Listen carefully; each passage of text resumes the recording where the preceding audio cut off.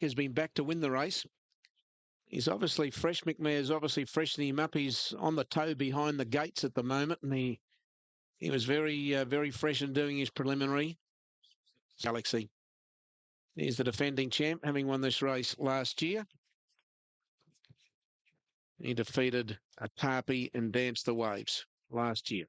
Now, Swiss Ace, here he is coming up into the gates in the Byrne Hart Stakes. Now, and Swiss Ace bounded out of the gates and rushed straight to the lead at the end of 50 metres.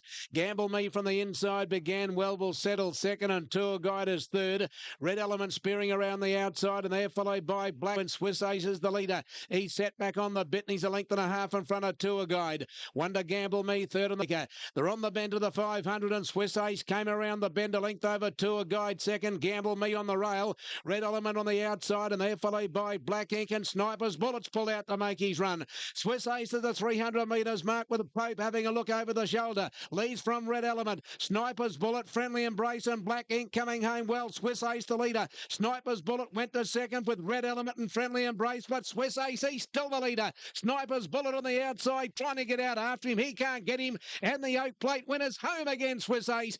He beat Sniper's Bullet and Red Element. Photo fourth. Gamble Me of Friendly Embrace in front of Black Ink, Tirana Bar, followed by Tour Guide and Pulse Maker.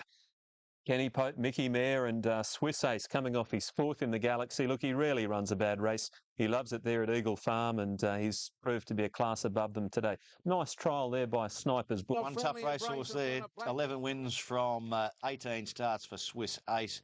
It was 2s on yesterday. Beat Sniper's Bullet. It was okay. Red Element, I think this wants to sting out the ground a bit more for Red Element. But Swiss Ace is going to be a measuring stick for all the sprinters who go to Brisbane. Like when he won, what was it, the Oakley Plate? He was awesome from a bad barrier and showed brilliant speed. He's running the down the straight. The Newmarket was outstanding. Like him and Aichi just fought each other the entire length. And then Scenic Blast got them late.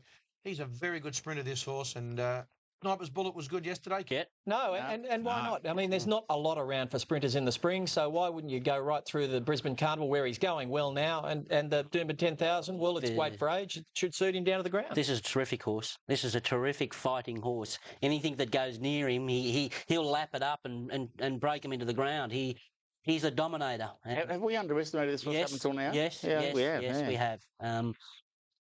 Well, one of the most popular horses ever to cross the Tasman was sadly put down today. The mighty Sunline, who captured 2 Cox plates, was battling complications from colic. She was 13. Lisa Andrews with the story. Wins from 48 starts, 13 Group 1 wins, and more than $11 million in prize money. Back-to-back Cox Plate wins in 1999 and 2000, her finest moments. Time will forever be remembered here at Moonee Valley with a race and function room named in her honour. She will be buried in her homeland of New Zealand. Mark Scaife returns. Minutes away from the big one at Morfettville, the Goodwood, the Group 1 takeover target at the moment on Unitab is at 2s on, and that's where he opened with the bookmakers on track as well. As we take a look at Kiloton, perhaps a Group 1 winner, takeover target as we lead into the Group 1 there at Morfettville. Don't forget, of course, we have the Derby coming up. Would give him group victories in 5 Australian states. $1.50 on all the totes. He's $1.50 on course. Mind you, I can tell. No sign of the light, but they're racing now. And Augusta Proud was out well. I Am Invincible mustering speed along the inside, and Takeover Target goes to third. From Flying Phoenix, then Orbit Express, Blonique. Further back came Shadowways. Then Commanding Hope from Tramontana in a group of horses with Huxon. Then Diplomatic Force, and last is Hidden Energy. It's I Am Invincible at the 800 by a length to Takeover Target. A half length away, third Flying Phoenix from Augusta Proud. Then Orbit Express, Commanding Hope from Blonique. Further back to Shadowways, Diplomatic Force from Huxon. Second last is Tramontana, and last of all is Hidden Energy. I Am Invincible quickened the tempo in the Goodwood. At the 400 metres, I Am Invincible 2 lengths in front of Takeover Target. Third Flying Phoenix, still fourth Augusta Proud. Commanding Hope, and then came Orbit Express, Diplomatic Force. 250 metres left to go. It's I Am Invincible 2 in front of Takeover Target. He's under pressure at the moment. Then Augusta Proud. I Am Invincible 2 in front. Takeover Target after him now from Augusta Proud. Flying Phoenix. I Am Invincible in front. Takeover Target went up on the outside. 8 Group 1 wins. $6 million. A true champion. Takeover Target takes the Goodwood by 3/4. I Am Invincible second, third Commanding Hope, then Flying Phoenix, Tramontana, Augusta, Proud and Huxon, followed in by Blonique, and then further back to Diplomatic Force, followed over by Orbit Express, Hidden Energy, and last year's winner Shadow Ways coming in towards the tail end of the field. He's given what the crowd wanted to see. Takeover target, Jay Ford back aboard. Joe Janiak, the winning trainer. 8 Group 1 wins in different countries and indeed different states of Australia. He joins Dark Tsar, the stayer, as the only horse to have won in all mainland states of Australia in terms of a group race. He heads now to the Chris Flyer International in Singapore and then back to the UK for Scalacci on 8 Group 1 wins behind the mighty Manicato on 11 wins. Is it in Joe Janiak's mind? What a star he is, Hilt. You're right, takeover target. You know, he probably had the race, you know, a fair way from home. We were able to, you know, put him where we wanted to put him, let him travel. And, you know, the leader gave a good kick, which, you know, let our bloke sort of balance and really find his way to the line. Isn't he something else? Something else. Joe Janiak, of course, the trainer. Jay Ford, what a combination. What a horse. What a story. I Am Invincible second. Such a good pair there. And he's pulled up okay, Joe? Pulled up absolutely brilliant, mate. You wouldn't even know he's been around. Joe, there are some stories we've heard this morning that part of the plans that he could be going to America. Can you fill in the details? Just in the pipeline at the moment. Yeah. Someone just mentioned it to me that there is a nice race there for him if I was interested. So we'll just see what happens after England. Okay, but you at this stage you're headed off to Singapore? Singapore and England, yeah. Okay, Andrew? Joe, that race in America, it's on the November 6th. I've looked in for it, mate. It's a 1,300 metre race. It's the Breeders on turf at Santa Anita. So that's the race I think that you may have in mind. We'll keep that. Look, there's a lot of water to go under the bridge, but people should be aware, Joe, that if this horse frame, there's a book on the way that'll be out at springtime about the story being put together by Lyndall Crisp, and a movie deal has been done on Takeover Target. So once his racing days eventually end, whenever that may be, there will be a movie. I wonder who'll play you. For another of the Group 1s runners coming onto the track. Thanks, Jason. And yes, the South Australian Derby. And it looks absolutely fantastic out there. Boy, what a response to the last race. There's the scenes in the Derby. There's your totes on your screen. $2.70 in from $3 about Rebel Raider. Larry's 11.8, $4.40 into $3.50. They dominate. Next is at $14. That's coming up at Morphettville. Got them away to a pretty good start after that. And Falcon down in gate 1 was out well, showing good speed as Mancuso, working forward Honourable Kind. Up there early Astro Gains from Galileo's Dream, and Rebel Raider is wide at the first turn just behind these leaders, with Lindop looking to get in, but she's going to be caught deep around that first turn. Reprisal got a nice run over onto the rails. Then Gold Stinger widest of all, being followed by Naval Escort from Tuscany View for Toosie. Second last is Larry's Never Late, and Bondarchuk's out the rear by the 2,000 metres. A line of 3. Rebel Raiders obliged to race 3 wide here. She's trying hard to bring him back underneath her, but she's going to have to roll to the front. So Rebel Raider goes to the lead now at the 1,800 metre mark. By a length and a half of all is Bondarchuk. It's Rebel Raider. He's pretty much going to try and do it all of the way in the SA Derby. And at the 900, he's 2 in front, but Astro Gains whipped around the outside to go and put some pressure on now. Third is Gold Stinger. Honourable Kind is 4th.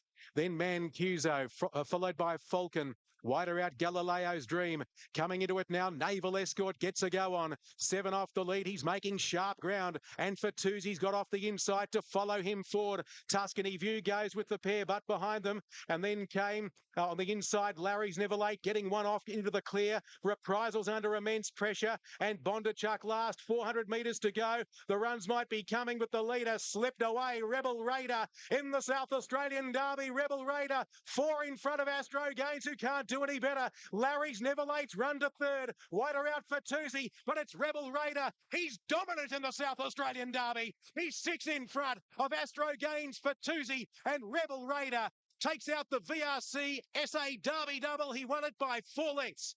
Second in was Astro Gains, and 2 away 3rd for Toosie. Followed in 4th by Larry's Never Late, and then behind those was Naval Escort.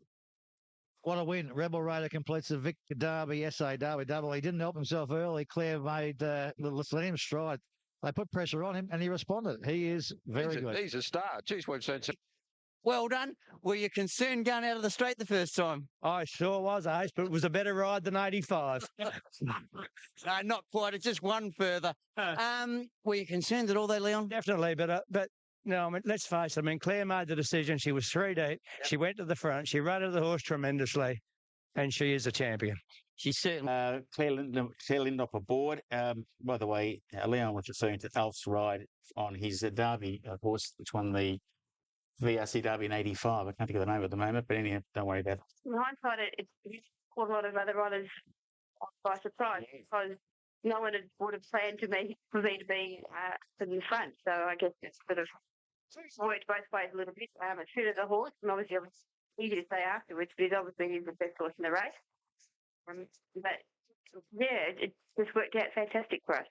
The Ponks go off there today. Chuck Fidedze in the previous, Marvine and Facile Tigra. There's a Tate's Sir Slick. Is he still going around? $13 on course. You can get 12. Scenic shot 280. Spencer Fighter back in Australia. $9.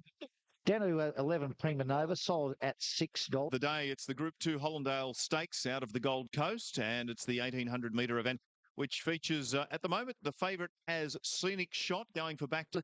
And they're off and racing now, and the Sportsman near the inside won the start, but Sir Slick began quickly, and so too to Mission Critical. And when they settle fully into stride, it's the Kiwi Sir Slick leading the way. Mission Critical is second, and Rags to Riches is spearing up on the outside to third. The Sportsman will settle down fourth on the inside of Eyes on It. A couple to the heavily back Prima Nova will settle midfield, followed by Stand Tall, Full Monty back on the fence. They're followed by Scenic Shot. It's only got 4 behind it down the back, and there Reva Sand Fighter went to the tail of the field. 700 metres left to go. It's Sir Slick on the inside and Stand Tall. They're leading together. 2 lengths away, the Sportsman, and they're followed then by Rags to Riches. Mission Critical's now 5th, and they're followed by Full Monty, Eyes on It. Prima Nova between runners coming to the corner from Reva Sand. Scenic Shots giving them a fair start, turning for home, and then Doug's Maiden Vilvas Fenno's Fighter. 300 metres left to go, and Sir Slick by a length, the Sportsman second. Here's Mission Critical, Eyes on It coming up on the outside, and Prima Nova and Scenic Shots down the outside, and Full Monty gets a split. Sir Slick the leader, Eyes on It and Full Monty coming after Sir Slick, and Prima Nova late. Full Monty and Eyes on It to the line. Full Monty's beaten Eyes on It in the Hollandale. Photo third between Sir Slick and Prima Nova, followed by Doug's Mate. Scenic Shot was never a hope. Then Reva Sand, they're followed by Mission Critical. Last, and the bookies have got the lot. Well, the Hollandale of 2009 goes to one of the outsiders, Full Monty. The well-travelled Joe Bowditch there, getting Full Monty home over. Followed by Doug's Mate. He's been a really good horse to me, and Joe Bowditch winning up there for a group race. Well done. Full Monty over Eyes in It and Sir Slick, and the horse flew out for punters. Yeah, well, it was, but he's at his best around 1,800 metres or so, Full Monty, but yeah, you know, 1 for a year or so. So he's a bit hard to bat, eh? Touch harder, you might have thrown him into trifectas. Yeah. There, this horse, of course, ran second in last year's Brisbane Cup to eventual Melbourne Cup winner, Viewed. And Scenic Shot Tony was the race. And Scenic Shot Tony was the race favourite. We can see there in the yellow colours and the blue cap with the white stockings. Not really finding the line at all here. A bit disappointing. The track was pretty hard there yesterday. So were the reports from the riders, and the horse did jar up a little bit after the race. But I still think disappointing. Had a good look at the horse in the yard. He looked very long in the coat, just a little bit off yesterday. Okay, well, he won that race, of course, last year too, Scenic Shot. Yeah, exactly. Like, he's doing the start of the race right, but even in the straight, he's all over the shop, so he's got a lot to learn. Good job, Dean. Well done. Thank you. Dane Holland, the winner for him today here on a Wimaway. We're looking at a big quaddie, $11 it, Jungle Pocket 4, into Posadas 3, into... AT, this is Gold Coast race number 7, the Prime Minister's Cup. They're racing now, And rightfully yours near the inside began okay. Rasmussen won the start and pounced straight on the lead. And through the first 150, Rasmussen went clear. Here comes on the outside, Court Command coming over quickly. Will sit outside the leader. Rightfully yours is racing third on the inside. A Daunting Lad and Helideck. Out deep on the track, Mr. Slick going forward, but he's wide, followed by Mr. Hornblower, Rock Pecker, Tell. At the 700 metres, Rasmussen, the leader, won to Court Command. A length and a half to Rightfully Yours. Gun Run third on the inside of Mr. Slick from Helideck, Mr. Hornblower, Daunting Lad. And they're followed then by Tell a Secret. El Cambio picking up ground on the fence, and then Rock Pecker followed by Rampant Line, and further back a leader. Rasmussen at the 350 in front of Court Command. Mr. Slick on the outside. Rightfully Yours climbing over their backs, followed by Mr. Hornblower in the clear, and El Cambio's looking for a run. Now the split came for Rightfully Yours. Geez, it's rough. Rightfully Yours burst through in the middle. Got to the lead from Mr. Hornblower. El Cambio coming home, but it's Rightfully Yours and Mr. Hornblower to the line, and Rightfully Yours beat Mr. Hornblower. El Cambio third. Rock Pecker, I think, ran fourth. In front of Halver's Rampant Line, followed by Barina. Those are the numbers on Gold Coast race number 7. The Prime Minister's 11, 8, and a very unlucky one. Karen McAvoy, no luck there on El Cambio, but Rightfully Yours on Unitab paying $492.20. On protest to number 8 there. The numbers have been blower. Incident there about 300 metre mark for Glenn was that she will now be officially retired to stud. Race 2, Rick Lacey fined 400. Yep, well now, Glenn Collis aboard there, Mr. Hornblower and Alan Thomas picked that there might be a protest. There was, and so much so that it was upheld. And Mr. Hornblower with Glenn Collis aboard was successful over Rightfully Yours. We'll see her head on. And it's trying to get off the fence now, Rightfully Yours. Cannon's in there to Court Command, which in turn goes into Mr. Hornblower's. That's right. And, well, the margin was ahead. Now, if that has been cost ahead, the second horse, you're entitled to say that protest was just about legitimate. It was pretty close to being upheld. Because it was coming again, wasn't it? Yes. It was definitely coming again. Sure. I know the other horse came from behind him. The other horse did come from behind him, but if this interference has cost him at least a head or more, protest was entitled to. And it did. Yeah, Okay, clarify this then. Rightfully Yours comes out and checks Court Command. No, but indirectly then interfered with the second horse because it actually bumped it out. And then when more interference took place, you saw the second horse actually be turned side on. I reckon it's cost it closer to a half a length. Yeah. So what should he have done then? No, it's just one of those things where you've got to sit and wait a little bit longer. He actually should have waited till Corey's horse actually started losing ground further quick. Field going around in the BTC Cup, but it is, as I said, the one Group 1 that we have for you today on TVN from around Australia. They're in the yard. The Cat, we'll see if we can get a shot of him. Only 9 horses going around the scratching of number 3, Mr. Baritone. He's currently $2.90, Apache Cat, just ahead of Swiss Ace. He is the Oakley Plate winner, of course, on the tote, but $3.20 on course with the Swiss Ace home the other day. It's a good race. There's a bit of intrigue here, and Swiss Ace is the best back runner. Tactics will play a major role. It's open, and they're off and racing now, and Swiss Ace bounded out of the gates, and he's going to be the early leader. Bank Robbers going underneath him to test him in the early part. Something Anything goes to third. Apache Cat is fourth. They're followed by Sniper's Bullet on the fence, a couple to Dewporth, and Apache Cat is fifth in the middle. 3 to Dewporth, and they're followed by Absolute Glam, Solo Flyer, and Black Ink. At the 500 coming to the bend, it's Bank Robber. A half to Swiss Ace, the outside. Something Anything 3 deep on the fences. Sniper's Bullet. Apache Cat's just in between runners, and Dewporth to the outside. Bank Robber at the 300 out by a length. Swiss Ace is second. Apache Cat's trying to get in the clear, and then Something Anything and Dewporth on the outside, but Bank Robber the leader. Sniper's Bullet's trying to get up on the fence. Apache Cat and Dewporth are coming. Bank Robber the leader. Dewporth and Apache Cat are flying. They hit the line, and don't know. Bank Robber, Dewporth, Apache Cat. It's a big finish. Behind them, Sniper's Bullet and Something Anything, followed by Absolute Glam, Solo Flyer, Black Ink, and Swiss Ace has finished near the end. Big finish here. Bank Robber kicked away. Dewporth has come down the outside, and Apache Cat in the middle, and I'm not sure. Now it's Bank Robber in front, Dewporth, and Apache Cat puts his big baldy head through in the middle. The 3 of them are coming. Number 9, Dewporth. on the outside has got his nose down right on the line to win.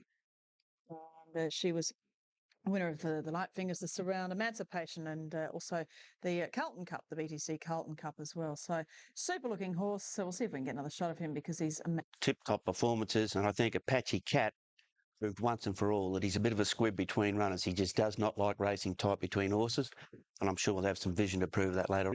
And what a great race it was. Apache Cat, I think a bit tough calling him a squib, Michael. I wouldn't call him a squib, but I do agree with you. I think come Doomben 10,000 day, if Ollie gets him to the outside, I think they'll be writing the winner's check. All right, well, off the bet till then, and I thought they went at a pretty solid clip sort of early. But sort of when we had a nice suck into the race, and once we sort of got the 400 behind us, we were going to be a real chance. Then he toughed it out really good. Good on you, Luke. Very well done indeed. Anthony Cummings, the trainer, of course, for Dewporth, and he's beautifully bred out of staging Dewporth. So a tricky finish there, and Luke was able to get it home by the narrowest of margins, Al. That's the post. He just absolutely powers on. I thought Bank Robber's run was good. Swiss Ace, well, whether he's come to the end of it or whether he was just horsey yesterday, I don't know. I thought Sniper's Bullet from a Stradbroke point of view, his run was good. Obviously, the winner, Dewporth's been threatening to do this, and see Absolute Glam coming in a picture down the outside. I thought there were good runs everywhere. Al, just to clarify about the cat, he's not. I didn't say he was a pussy cat. He squibs between runners. That's the only point I was making. He's as honest as they come. He's won that many races, but I thought Anything's run wasn't too bad either. Not suited way. I'm more taken with Bank Robber. That's a first up performance there. It's Gay sort of looks to have just set this horse for this carnival as she did with Thesio in the spring. So I'm looking at him going into a Stradbroke that's come up really, really well. Look, it's hard to define any runner here. The first five across the line, you could all say that they're heading on target to the big Group 1s in Queensland.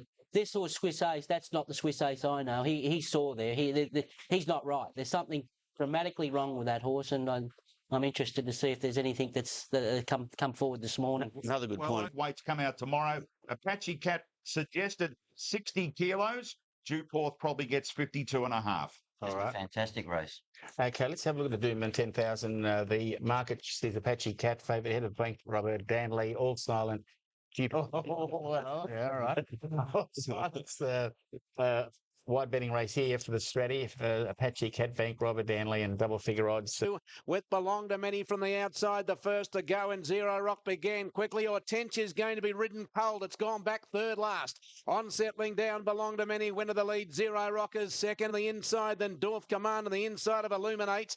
Another 2.5 then to Hortensia has gone to midfield, striding up 3 deep on the outside.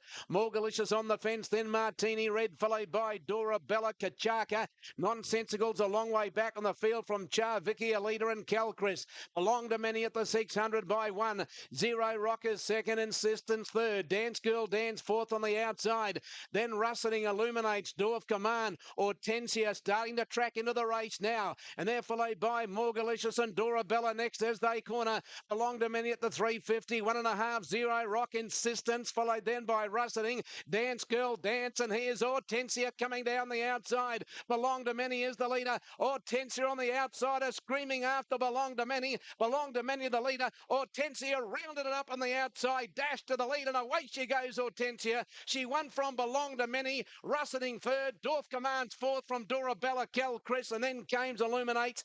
Behind those, Morgalicious, Insistence, a leader, Char Vicky, Zero Rock Weekend, followed by Kachaka, Nonsensical. A long way back on the field, a Dance Girl Dance, which is pulled up at the tail of the field in company with Martini Red.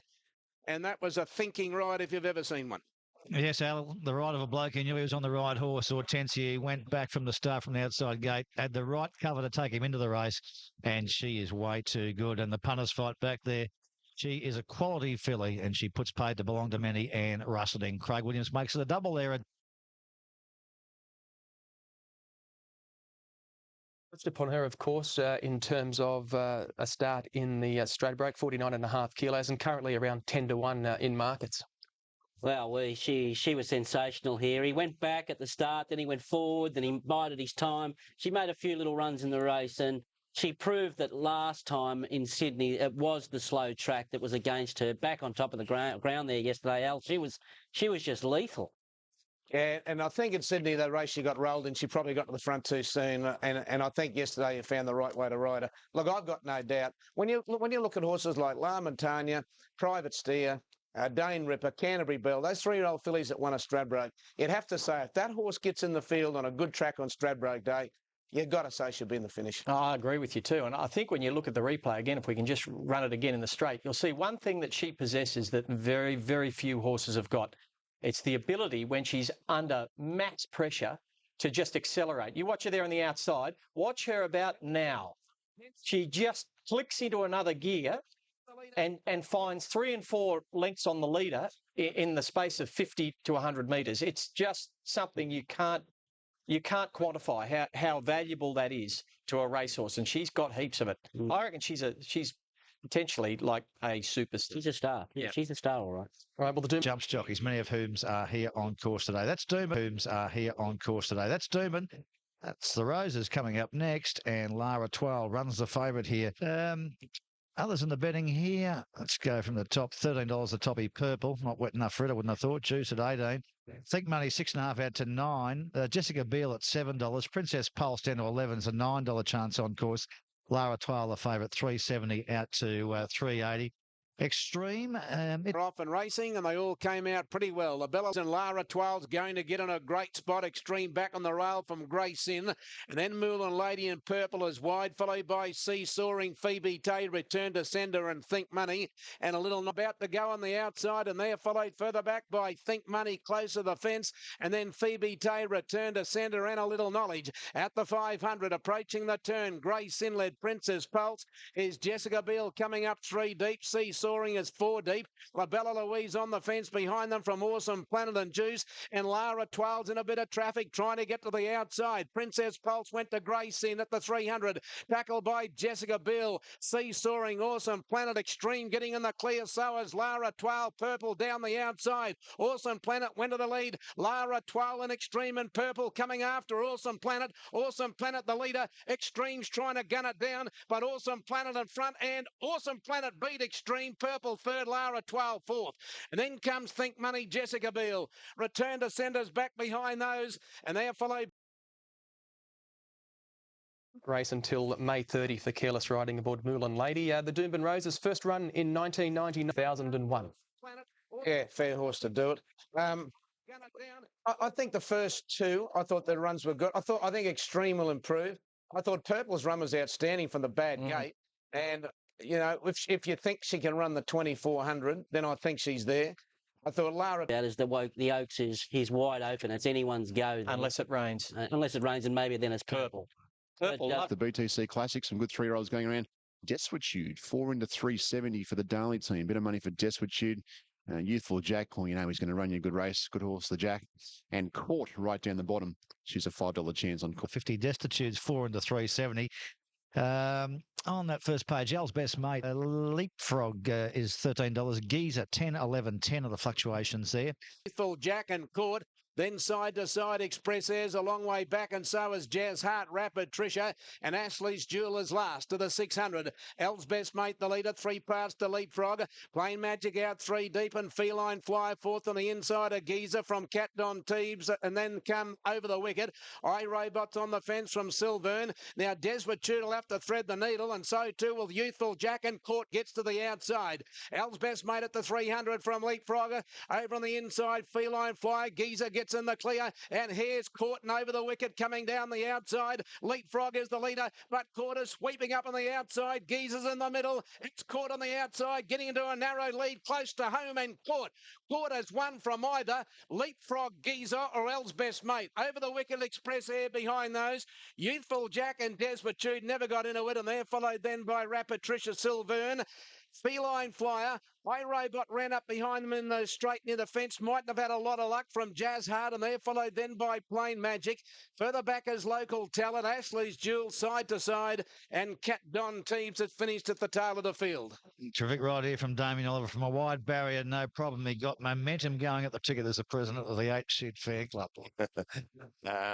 Anyway, look, I'll be the first to... Start time racing to win $8.80, triple on at $8.70, around 17 minutes from start time there for the Doomben Cup over the 2020. And we'll look further down the board to the others under double figure odds. Prima Nova, the JRA plate winner. Prima Nova, the favourite at this stage on the tote, $7.90. And on course, she's around a $12 chance, Richard. I think anyone had Prima Nova as the favourite, but that's the kind of race it is.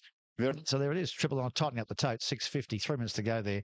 It's into 480 on course, but there's no other betting moves. Okay, Shane, we've got runners coming to. Shane, we've got runners coming to our yard here. Way late moves, Scenic shot 13 into 12 as the first one moves in. Full Monty 11 and 10. Triple on is back to $5 now. Racing to wins at $6. And Prima Nova. They're off and racing now, and near the inside, Full Monty from barrier 2, the first to go. Triple Honour began well-suited racing to win. Miss Darcy and Marcus Maximus are going forward, and here he comes, Sir Slick, down the outside with Doro Valley. At the line the first time, and Sir Slick runs to the lead. A half the Doro Valley will sit outside him. Now, Miss Darcy's gone to third, 3 deep on the turn out of the straight, around Triple on the fence, and Marcus Maximus between runners. Scenic shot a little bit deep to the turn out of the straight, and Racing to Win's going through towards the rail. Gee, it's rough early. They're followed by Prima Nova and High C. Full Monty back on the fence, and then Benicia. Sir Slickers picking them up and putting them down in bold fashion. 3 parts to Duro Valley. 2.5 to Triple Honour, getting a gun run on the inside of High C. Another 2.5 to Miss Darcy on the outside of Marcus Maximus, and Scenic shots tracking next. Racing to Win's on the fence from Benicia. Prima Nova, Full Monty, Veloce, Bella, Riva San, Stand Tall, Mercola Lass, and Doug's Mate as they make the bend. Sir Slick first for home. He's dropped off Duro Valley for the moment. Triple Honour's on the fence, followed by High C. Here's Scenic shot to the outside with Miss Darcy, and Racing to Win and Benicia coming home, but Sir Slick clear past the 200 metres mark. Racing to Win and Scenic shot coming after Sir Slick, but Sir Slick is the leader. Scenic shot and Racing to Win are coming at him. Sir Slick, Scenic shot, Racing to Win. Scenic shot a nose, Racing to Win in the cup. Sir Slick has run third. Triple Honour, I'd say, is fourth. The next time in the race, Prima Nova, Miss Darcy, followed by Benicia. They're followed then by Full Monty. The next time, Veloce Bella, followed then by, behind those in the race, Doug's Mate, Marcus Maximus, Doro Valley, Riva San, Mercola Lass, High C and Stand Tall as last, in an absolute rib tickler. I think Scenic shot might have got his nose down. It will, Alan. Number 5, Scenic shot for Shane Scriven. Another big result here for Dan Morton as he gets ready to take Scenic Blast abroad to the UK. Scenic shot in the middle of the yellow. Racing to Win back to near his best on the outside. Sir Slick, the much maligned Sir Slick, by me anyway, holds on brave. Definitely helped him. And the horse is good. He's a good order. So if he gets... as we have discussed and seen, Scenic shot $12, double the odds he was last year when he finished 4th, and caretaker trainer. It was your day. Yeah, it should be more of it. Did Racing to Win head you, or he just got to you? He got to me. Certainly thought he was going to go past me. He got to me quite easily with it. Probably 50 to go. But there was no way. I reckon you run it 10 times again, run it another 100 metres. Scenic was never going to let anything get past him. A lot of merit in his run, and I really thought at the 100 metres I was going to pick the eventual winner up. I'd had an easier run than he had, but to his credit, he fought me off and he was too strong. He's his flop at the Gold Coast. He does race well in Queensland. Well, if you have a look at his form, he's running the Futurity in the Australian Cup. Were terrific in Melbourne. I think the track might have been a bit hard at the Gold Coast. A number of trainers thought that the track at the coast was hard and a few horses jarred up, and he might have been one of them. But the Doomben track always has a little bit of cushion in it. And he looked beautiful here, Scrivo, Tuesday morning. You rode him here Tuesday morning. We had a chat about race we don't see very often. I was questioning whether it was a real weight for age race. I still am. But the results showed it was, because the 2 horses that resembled weight for age horses fought the finish out, and nearly a big training performance from John O'Shea there. Like, he'd had an interrupted preparation racing to win. He had two 1200s and a 1400 after a year off, and he arrives here in a 2,000-metre race and nearly gets the money. Yeah, you kind of think that if he could have got a 1,600-metre run into him somewhere, he probably would have just headed the other horse. But I think if you went right down through the field, it almost played out to their level of class, almost from first to last. I think so. I think the weight for age scale held up beautifully there. Shane, you're set for the August the 1st with the new whip rules? I'm flying, Ronnie. Well, let's have a look at this again, because I think I can see your hand about a foot above your shoulder at some stage. No need to rub it in. I don't know whether he would have won without the aggressive ride. Old horses like this sometimes need a bit of aggression. Would I be right in saying that? Well, mate, it's, to see how hard he's trying. He lifted for you. I don't think me wailing the whip was sort of, hurting him in any way. He knew what he had to do. I knew what I had to do. It was one of the new whips, though, so they... Coming up in Doom in the Daily Sprint there, El Cambio, 5:30 on course, 6 into 5 for El Cambio. Royal Discretion was a $7 chance on course. Right down the bottom, number 20, Kilotons, the horse they've backed. 5 into 460. It was most impressive in Sydney last time out. Rightfully Yours is given a good chance too. The price of it's not many change to the betting. Kilotons 5 into 480. Hay Elvis at 7. Rightfully Yours. Second pick at $5. El Cambio $5.50 and Royal Discretion at 7. Shocking here on course. $2.50 for Mark Kavanagh. 2.10 the tote. There's been no shift and there's been no move away from it. We'll have a chat to Robbie Lang shortly about the BTC Sprint. Stand by for a start. The gates open and they're off in the last event of the day. Court Command began brilliantly in the middle of the line and Rasmussen's going for speed. And when they settle fully into stride, it's Court Command going up on the inside to join Rasmussen. Now Master Assassin goes to third. Kiloton came out brilliantly, settling down fourth in front of Rockpecker. Royal Discretion next. El Cambio's on the fence and Red Element going around them wide, followed by Friendly Embrace and Bar Linear's last. The speed of Scorcher, 700 to go. Court Command, the leader, a half to Rasmussen. 2 to Kiloton, getting a lovely run on the inside, being closely followed by Master Assassin. Red Element 3 deep as they come up to the bend. El Cambio's trying to get off the fence. He's in a pocket. Rockpeckers around him on the point of the corner from Rightfully Yours. Hey, Elvis a long way back as they corner. Court Command at the 300 leads. Now, Kiloton's about to get off the fence on the inside of Rasmussen, and El Cambio got a split, and Rightfully Yours coming down the outside with Royal Discretion. Court Command still the leader. El Cambio's trying hard to pick him up, hard to catch. Royal Discretion late, but it's still Court Command in front. He's holding them all at bay, and Court Command beat El Cambio. Hard to catch third. Royal Discretion fourth from Rightfully Yours. Mr. Baritone got home strongly in the middle. Rasmussen next, followed by Mr. Hornblower. Kiloton didn't finish it off in front of... Well, it started badly for the punters in Brisbane and has finished shockingly. Court Command, it's a great story. Well done to the team behind this horse. Of course, he'd been to stud and served, thought I saw some wheeling sold recently by him. He's back at the track and back to the 3-year-old form when he was favourite for a Caulfield Guineas. And look at those results. Kiloton had its chance, couldn't come off. You got a ticket in the first 4 there. 123,000 on Unitab. Rightio, now the jockey with the effort. Oh, where are we up to? Stroke handicap, Alan. It's currently $13 with TAB Sportsbet. Well, I mean, he's always been an outstanding horse. I mean, he'd won races like the Stan Fox. I think he started favourite in the Caulfield Guineas. Then they decided to send him to stud. I did an interview with Liam Birchley at Doomben on Tuesday morning after he worked, and he told me he thought he'd run a terrific race. He said, I think he'd go very close to winning. And, of course, at $45, I was listening all the time as I got naught. I thought El Cambio had his chance to win, and I thought there were a couple of disappointing runs. I thought Kiloton had a perfect run in the race and didn't finish it off. And I thought, hey, Elvis might have done a bit more than he did, but I haven't had a chance to look at a lot of the replays. But Court Command, of course, was the horse involved with the protest at the Gold Coast the other day when Rightfully Yours came off the fence, whacked into Court Command, and Court Command whacked into Mr. Hornblower. So he was the horse in the controversy in the Prime Minister's Cup sprint the other day. But there was no controversy yesterday. He came out of the gates and he was off and gone, and they all had their chances and they couldn't run him down. Well, look, he either did serve 800 mares and he was too frightened to stop running in case they made him serve another one, or the spell has done him the world of good. I mean, maybe just having that period off has been the makings of the horse, and who says he couldn't do it again? Why couldn't you serve the spring? Sensational there, and he was holding them on the line, and he runs through the line.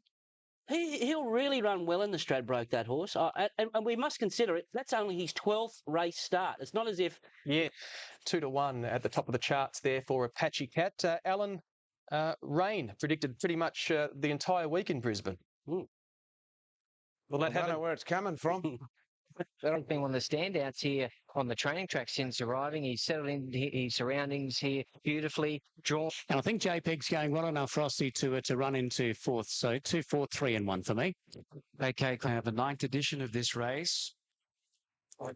Last year, JPEG won it for South Africa, the only country to have won it twice. International Cup, and Rococo came out running, and he wants the early lead. JPEG is spearing through. Gloria de Campo is between them. Then top spin out wide, Pompey Ruler.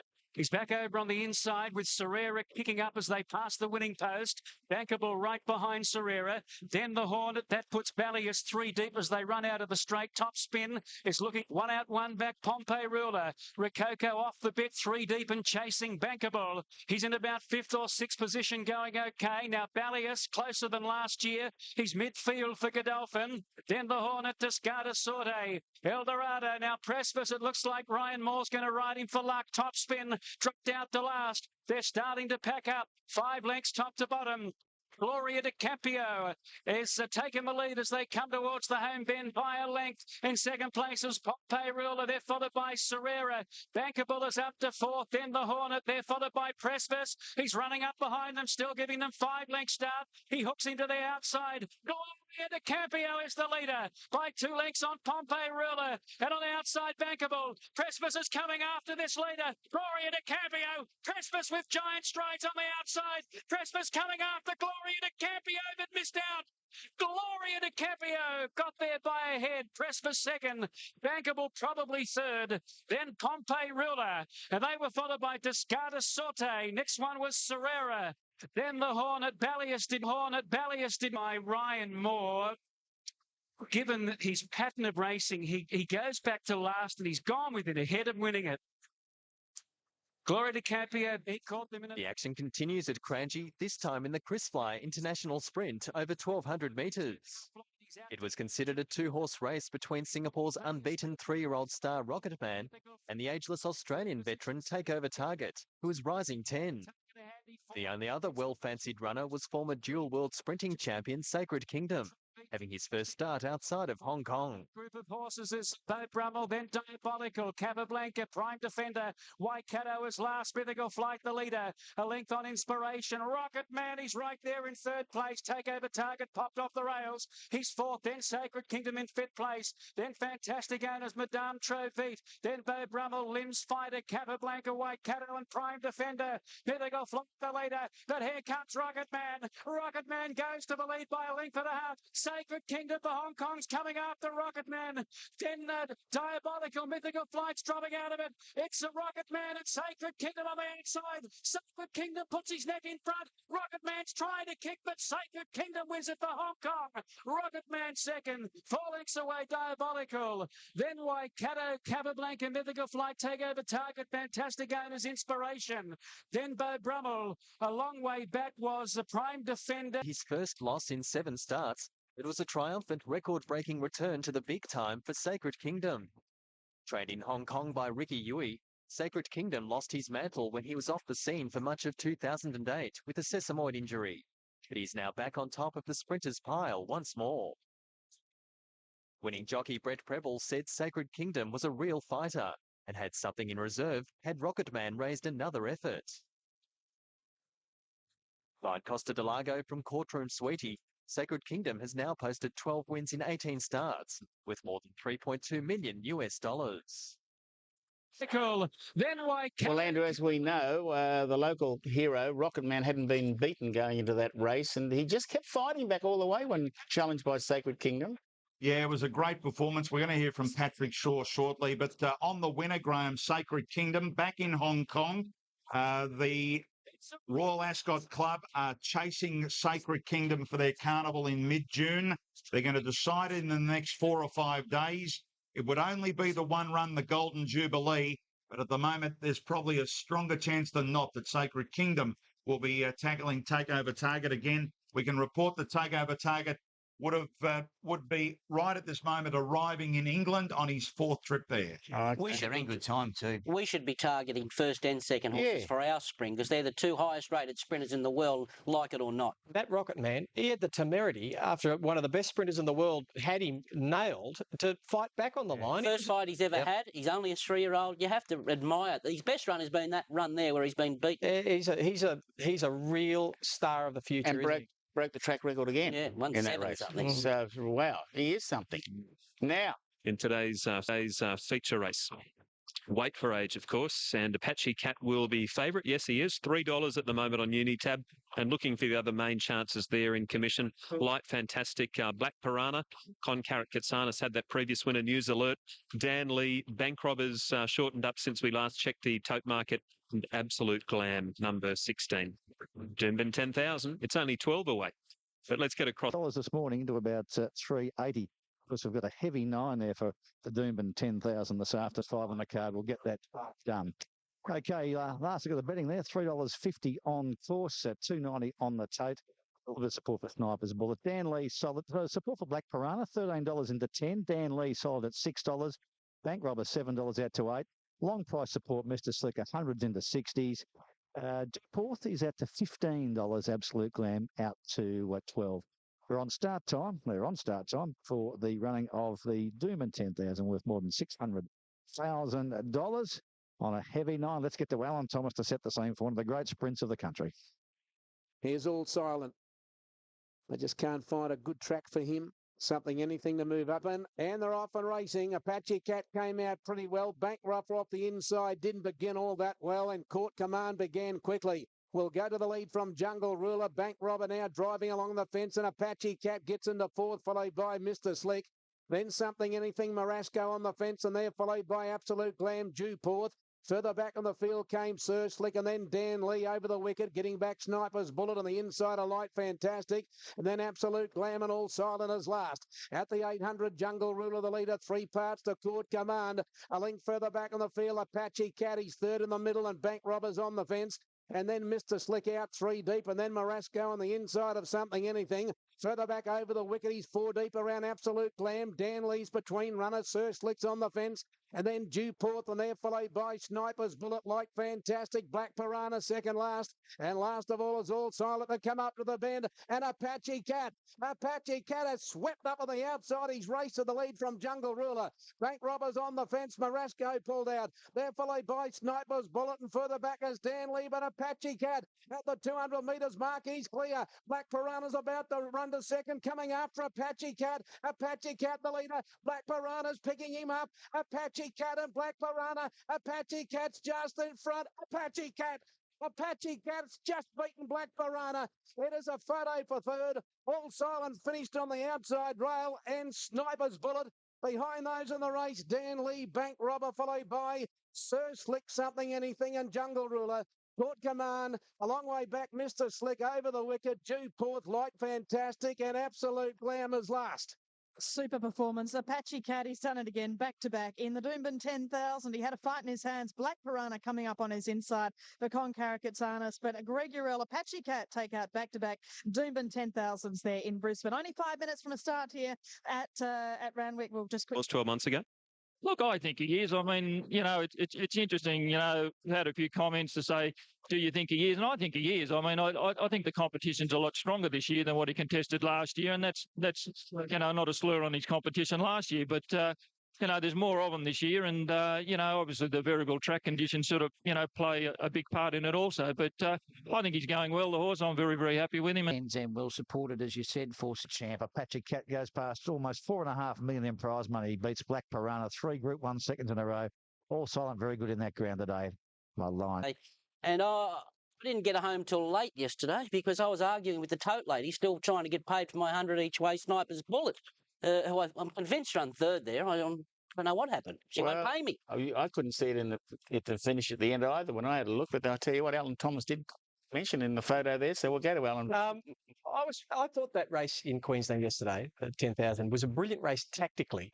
I mean, Damien Oliver took the punt on letting Apache Cat go to the front. If he gets beaten by Sniper's Bullet, they'd have skinned him alive. They were cheering him when he came back. They'd have been throwing rotten tomatoes at him if he'd have got beaten. It was just one of those rides. You're a genius or a dunce, depending on which way the head's bobbed. And, of course, the tactics of going to the outside rail on all silent. The horse that has, once again, brought Ronnie's punting exploits undone. And, he wasn't even in the vision. You didn't even know he was out there unless you were on course. Yeah. Too well too soon. I had to come out a bit earlier than I wanted to. But, you really appreciate a bit of sting out of the ground today and a little bit further in distance. Quite a bit a bit too far in front too soon. But I think that? I certainly did, yeah. I didn't want to go that soon. But when the second horse really came out to him, he came again.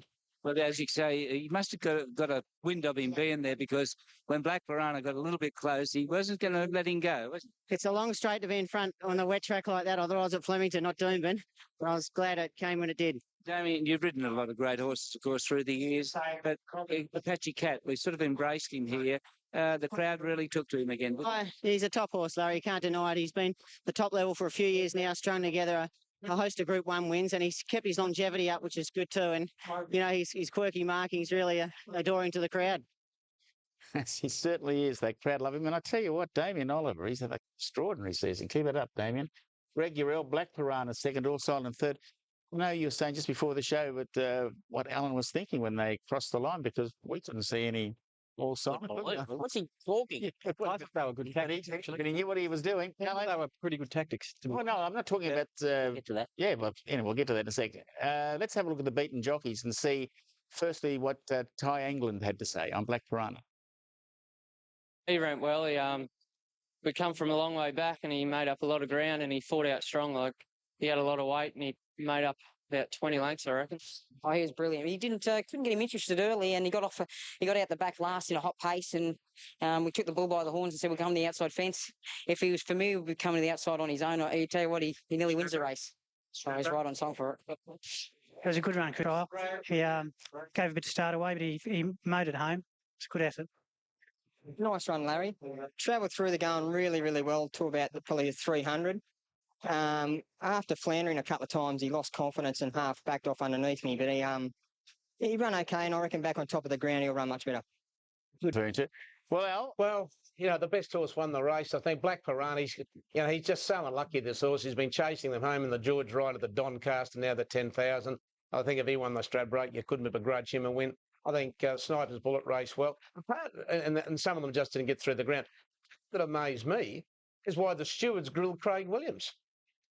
They grilled him? No, really? Oh, they're entitled to ask questions. Why? Well, there he goes to the outside. We saw him disappear out there. They said, according to the report, they said that they should have told the stewards what they were going to do with him. Oh, why do you have to do that? Is that Well, I don't think he has to at all. Now you have to tell them which section of the track you're going to race on, do you? I'm surprised no one tried it after this race, because this horse was going nowhere. He's not a renowned wet tracker, and he may have found a fast lane out there to get as close as he did. That was his only hope, wasn't it? Let's face it, they weren't happy with the wet track going into the race, and he started about 20 to 1. That was his only hope, was to find some firmer ground that he relishes, and the only place that was likely to be was hard up against the outside fence. I thought he gave the horse every single chance. I thought they were pretty clever tactics. What were the margins, wasn't it? Only a length and a half of it. The steward out from the pack here. Well, there's obviously horses. Oh, look, listen. The winner goes to the paddock, though. I mean, how do we read this form as far as the Stradbroke's concerned? Black Piranha. I mean, really, how do you go past his form? His form has been absolutely impeccable without winning, and he's given you no reason to desert him, I wouldn't have thought. We'll probably have a month off and then come back into work, and then probably his first race in the spring will probably be the Manicato. And then from there on, we really sort of just got to map out exactly where we go. We're sort of nothing set in concrete at the moment. But Craig Williams. Would you ride All Silent, or would you ride Hortensia in the Stradbroke? And it's not in it. It's not a guaranteed. It's got to win the Cup next week. Well, it has to come down to the weather, because we know Hortensia's worst run was on the slow track here in Sydney over the carnival. All Silent struggles through it. Gets through it, though. It's going to be all revolves around the weather this Stradbroke, I'm suggesting. It's $13 on the weather this Stradbroke, I'm suggesting. It's $13 on the tote. Larry's never laid around $6.50, and the favourite for the Rough Habit Plate is Orca $3.70. Interesting hearing Mark Kavanagh saying, "Oh dear, hens party" by the looks of things out there in the freezing. Shocking. Whatever they do with him, he'll be a nice horse for the future. Old Jock's right in the market here as well. Orca there, 390. On course, 350 out to 370. Larry's Never Late is 6 out to 650. Orca looks to be the favourite. Right down there, I think his number 12 is Old Jock. He is right, and so too is Eyes on It, followed by Old Jack back on the rail. And then comes Jimmy Fortunes. Orca's been shuffled back a bit, then Resume. They're followed by Court Ruler, Frozone, Super Cool second last, and Macedon is last. It's Rockdale in front, going to the 800, One Athena's Gift. Racing third, Astro Gains on the outside. Eyes on It is fourth. And they're followed by Rajiana fifth in the middle. Spirito Gentile on the fence, and they're followed then by Larry's Never Late.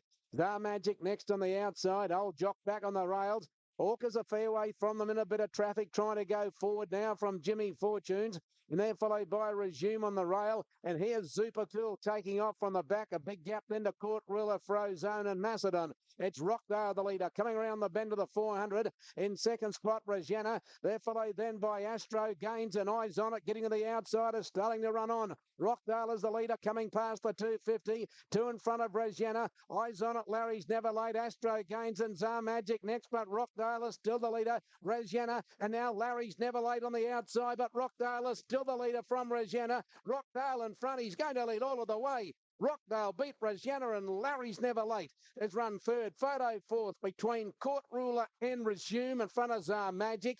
Old Jock, Macedon and company with Frozone. Turnaround from the Doomben Classic for Rockdale by Dan Road for John Morrissey and Damien Brown taking out the Rough Habit plate for the 3-year-olds. Resiana for Paul Massara has finished in second place, and Larry for him today. Now they're moving up. Light red. Big odds. Damien Brown aboard over Rosanna and Larry's Never Late. Was a turnaround in form. The conditions obviously suited it, Alan. Yeah, well, I've been tipping him his last few starts. I dropped off yesterday, so you knew he was a good thing. You got to go back to the TJ Smith. He won that on the heavy track. He beat Fravashi and Butane Dane and a couple of other very smart horses. In the south yesterday, that Bit Spotter and Shocking. If they come here, they'll take some stitching. Look, I don't know how to read that race yesterday. The horse that ran fourth, that horse that over in Western Australia, he's $3.80 just drifting out, and Leprechaun at $41 and St. Menaverde, the bottom one, is the favourite, $2.80. Today, these runners coming up into the starting stools for race number 1. This is the Prop House Grand Prix Stakes. This race over the 20. They're off and racing now. And News Night from Barrier 3 was the first to go. Marcus Maximus began okay. Bentley Blues going for speed. And Comanche Warriors going forward from out wide. St. Minerva's going to run about midfield and very deep as they get to the turn out of the straight. Out by the 1900 and Bow around Satula. Mateo back on the inside and No Luck. St. Minerva trapped out 3 and 4 deep. General Iglesia back on the Theo and the Grogara's next. 2 lengths away. St. Minerva next on the outside of Satula. General Iglesia back on the fence, followed by Kincapel. They're followed then by Leprechaun and Dave the Dude and Incendio as last of all. They're coming up in the direction of the 600 metres mark, and Marcus Maximus has gone up to Bentley Blue in front of Mateo and the Grogar. St. Minerva trying to make ground to the outside, followed by News Night, and Kincapel is coming from a long way back as they round the corner. Marcus Maximus at the 400, 2.5 clear. The Grogar running to second from Mateo, and St. Minerva is still sustaining a long run coming down the outside. Well, look at her go. She's never been on the track, St. Minerva. She's been 3 deep the entire trip, and she swept to the lead inside the 200 from Marcus Maximus. The Grogar next on the outside, but St. Minerva's galloping away with the Grand Prix. Gee, this is a good filly. St. Minerva raced away, won by 4 lengths to either Marcus Maximus or the Grogar. Kincapel's run fourth in front of Incendio, Dave the Dude. The next time in the race then, Mateo, followed then by Satula and Leprechaun. A long way back, General Iglesia, News Night, and Bentley Blue and Comanche Warriors just coming over the line. Number 13, St. Minerva, the filly. She's beaten the Colts and Geldings in the Grand Prix Stakes. She started in the end 260, very well backed. The filly there, St. Minerva. 60 out to 550. Roland's that was its 7th race start. I can remember a few weeks back you spotted this out of a race meeting at Ipswich and made it your horse to follow. Well, it's going somewhere, obviously, St. Minerva. And Craig Williams again, Marcus Maximus and the Grogor third. Well, it's a matter now whether this horse goes to Derby. Alan Bailey will have a think about it over the next couple of days. He wanted it to do that, I don't know. And the two questions: A, if it was in the Oaks, would it have won? And B, if it goes to the Derby next week, can it win? Probably yes and yes, but I still think they've got some serious thinking to do. Alan Bailey's a great trainer. I think she's got a touch of ethereal about her. Maybe they should dodge the Derby and concentrate on the spring because she's a Cups filly. Really? Yes. I think she'll win the Derby.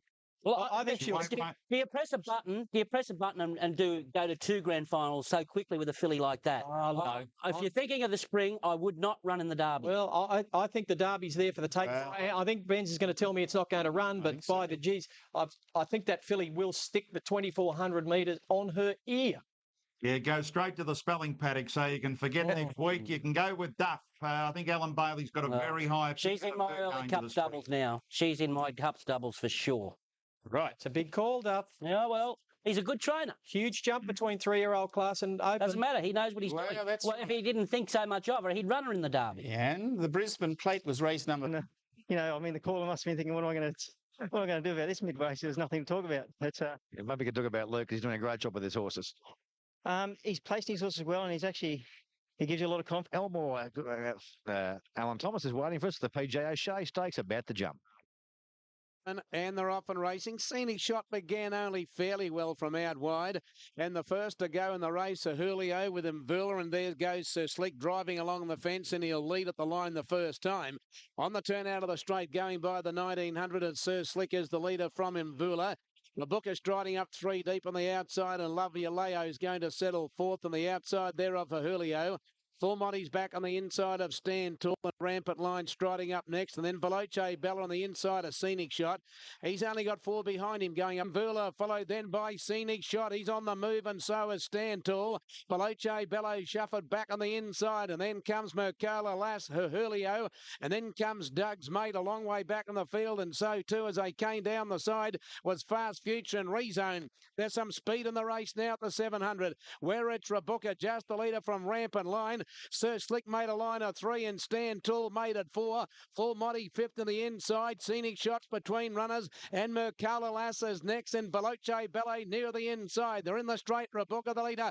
Full Monty got a beautiful run to go after him. Sir Slick is still there. Scenic Shot came at them, followed by Rampant Line, and further back Mercola Lass. Full Monty hit the front at the 200 metres mark. Scenic Shot and Sir Slick coming after Full Monty. Here's Scenic Shot. Mercola Lass is coming late, but Scenic Shot, he shot to the lead, 100 to go from Full Monty. Mercola Lass the outside, but Scenic Shot's driving away. Scenic Shot won 2.5. Mercola, Full Monty third, Rabuka fourth.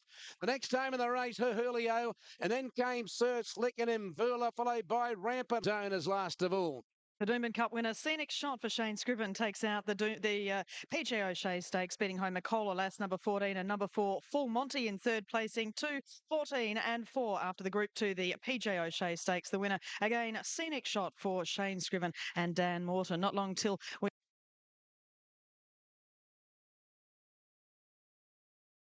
And there's more improvement to come and plenty more wins. Well, what happens now? He just goes up that grade, which makes it hard. Would have had a choice. I probably would have went with Rampant, not because it's the best ride, because they're my best mates. But, mate, again, I made a commitment to the Mortons. They asked me to ride him in 2 races. I said yes. Lovely ride. Oh, well, he's a lovely old horse. They know him. I click with him. And, we're 2 from 2. Where we go from here, well, let's try and make it 3 from 3. It's won 13 races now, Scenic Shots. Daniel Morton's done a fabulous job. It's by Scenic over Mercola Lass. Ran well in the conditions, and Full Monty was third. Alan? Yeah, well, he won this race last year and beat Rampant Line a nose, and Shane rode Rampant Line. So this year he got back on Scenic Shot, and he's reversed. I reckon, if you looked at that race yesterday, beautifully placed there at Weight for Age. I love looking at those set weight races and just saying which is the best horse in the race. And you'd have to say Scenic Shot by a long way. If that was a handicap yesterday, he'd be giving all of them weight. He travelled 3 deep for the entire journey, and he did get cover, which was a good thing. He got cover nearly all the way, but he was 3 deep. Haven't got many more options, though, for him. Fox Plate. Dan Morton believes this horse is a definite Fox Plate horse. Well, then if that's the case, he won't run in the Brisbane Cup. No, I wouldn't. No, I wouldn't think if you were going to aim at a Cox Plate, you'd do that. But who knows? Will Sir Slick go round again? Come back and look at the rest of the field in the feature following this, the size from Eagle Farm. I can tell you that number 15, Fontantes, is the sporting bet market mover up in Queensland, been heavily backed. Fontantes, $3.20 into $3. Also good money for Carrara, 7 into $5 and $5.50. They've been the best two-back run. And they're off on the size. And the first to come out was Carrara. Now, Fontantes began okay. She's going forward in the early part. There's plenty of speed on and ever ready to dance is going quickly. Through the first 200, Carrara, the leader, tackled by Fontantes, and ever ready to dance went up quickly, and More Than Cash got to a good spot fourth. Sergeant Charges fifth on the inside, a spot on target, and he went Wishes going quickly on the metres to go, and ever ready to dance the leader. Anek Fontantes on the outside. He went Wish, made a line of three. Carrara 2 lengths away, fourth on the inside, a More Than Cash from Take This Waltz. They're followed by Spot on Target, Fairchild, Fantastic Blue, and Sergeant Charges making ground. Fontantes went to the lead in the straight. He went Wish, went to second, then Carrara, Sergeant Charge, More Than Cash, Fantastic Blue down the outside, but Fontantes race to the lead. Look at Impulsive Dream. It's coming out of the ruck. Carrara running on. Fontantes the leader. Carrara trying to get to it. Impulsive Dream on the outside. And Shootout. Shootout is coming from the tail with an absolute blinder, and Shootout. Shootout got up and won the size from Impulsive Dream or Carrara. Not sure about fourth. Fontantes is there. So as he went Whoosh Taffy. So too Fantastic Blue. Linky Dink, Spot on Target. Sergeant Charges back. We've got Captain Sonador, More Than Cash, followed by Fairchild, Ever Ready to Dance, Take This Waltz and Governance, and last time is Irish Dream. That's a super win, a shootout by High Chaparral, the 2-year-old. But John Wallace and Dan Griffin, what a performance getting past those leaders there. Carrara, I think, looks to be third and second place there. Swept size produce. Great sponsor racing, Australia-wide sweeps. Geez, they're great supporters of thoroughbred racing. Third. Mate, I knew I'd gallop in with Matani and those horses, cantered beside him. The only thing that would have beat him was Greenest, and it nearly did. This is a great horse, mate. We'll win the TJ Smith next Saturday too. Johnny was a bit frisky in the Burrell shootout. He's a great trainer, Johnny Wallace, and Dan Griffin aboard. Impulsive Dream at big odds second, and Carrara, which was well backed in third. And Dan Griffin joins Alan Thomas. And I had to dig deep, and he responded. Gee, Johnny's put the acid to you. He said the TJ Smith's all over. You got the sponsor's name all in your sights? Johnny's very confident. I spoke to him this morning. The horse pulled up well. Never left a drop. So when did you know this was a good horse? The day I rode it at the Gold Coast, a lot of interference early, and for a young horse, it'll win the Cox Plate.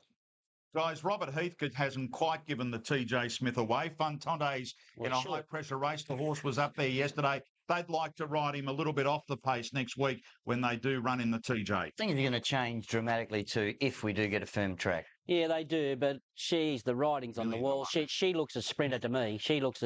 Fun. She's just got out 460 to 480 as the money is coming for the top one in purple. She is now $5.50 into $4.80. So equal favourites here ahead of the Queensland Oaks. Nothing like a cat at $6. And you can see, of course, the national anthem being sung there ahead of the big feature race at Eagle Farm, of course, the Queensland Oaks. On the tote purple, the $4.40 quote, as I said, she's now $4.80 on course, and the money is for number 11. Nothing like a cat, of course, coming off a win on the Gold Coast for Anthony Cummings and Dave. Purple left the gates beautifully. Juice over near the inside was one of the first to come out of the gates and will be one of the early leaders.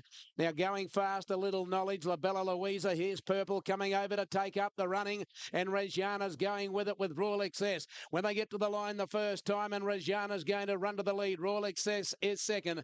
Purple will settle third on the outside of La Bella Louisa. Now Juice lengths away is Purple, sitting there third on the outside. La Bella Louisa fourth on the fence. A length and a half, a little knowledge, followed by Juice. Can't keep her down, return to sender. Now Think Money's back nearer the inside from Seesawing. Extreme is racing in between runners. Nothing like a cat is back on the fence. Walk in the Park taking off from Lakata Siren. Grey Sin, Preta Song, Desire to Win. Awesome Planner back second. Last is River Perfume. They're at the 600 in the Oaks. Reggiana led Royal Success. Here's Purple coming up 3 deep on the outside. outside and Walk in the Park made it file. Just behind those, La Bella Louisa and Can't Keep Her Down is next, followed by Lacata, Siren and Juice and Return to Sender into the straight. And Purple and Walk in the Park led. Now Nothing Like a Cat gets into third. Lacata, Siren on the outside from Can't Keep Her Down. But Purple's kick coming to the 200 metres mark. Purple length and a half, Walk in the Park. Then Lacata, Siren, Nothing Like a Cat. But Purple is clear with 100 metres left to go. Walk in the Park second from Nothing Like a Cat. But it's Purple in front. They put the money on. They were right. And Purple raced away and won the Oaks from Nothing Like a Cat and Walk in the Park. Fourth home in the race, Lacata, Siren from Awesome Planet Extreme.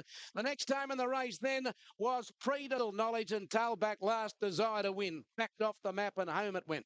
Peter Snowden, Karen McAvoy and Sheikh Mohammed the Dali team take out the Queensland Oaks with number one Purple, the filly, by commands from that wonderful Tyona family. She's out of a Zabeel mare and she relished that distance there in the QTC Oaks. One Purple beating a 3 and 3. 2 good ones this prep. She's done a super job and I'm very proud of her. Could she be a Cup horse later in the year?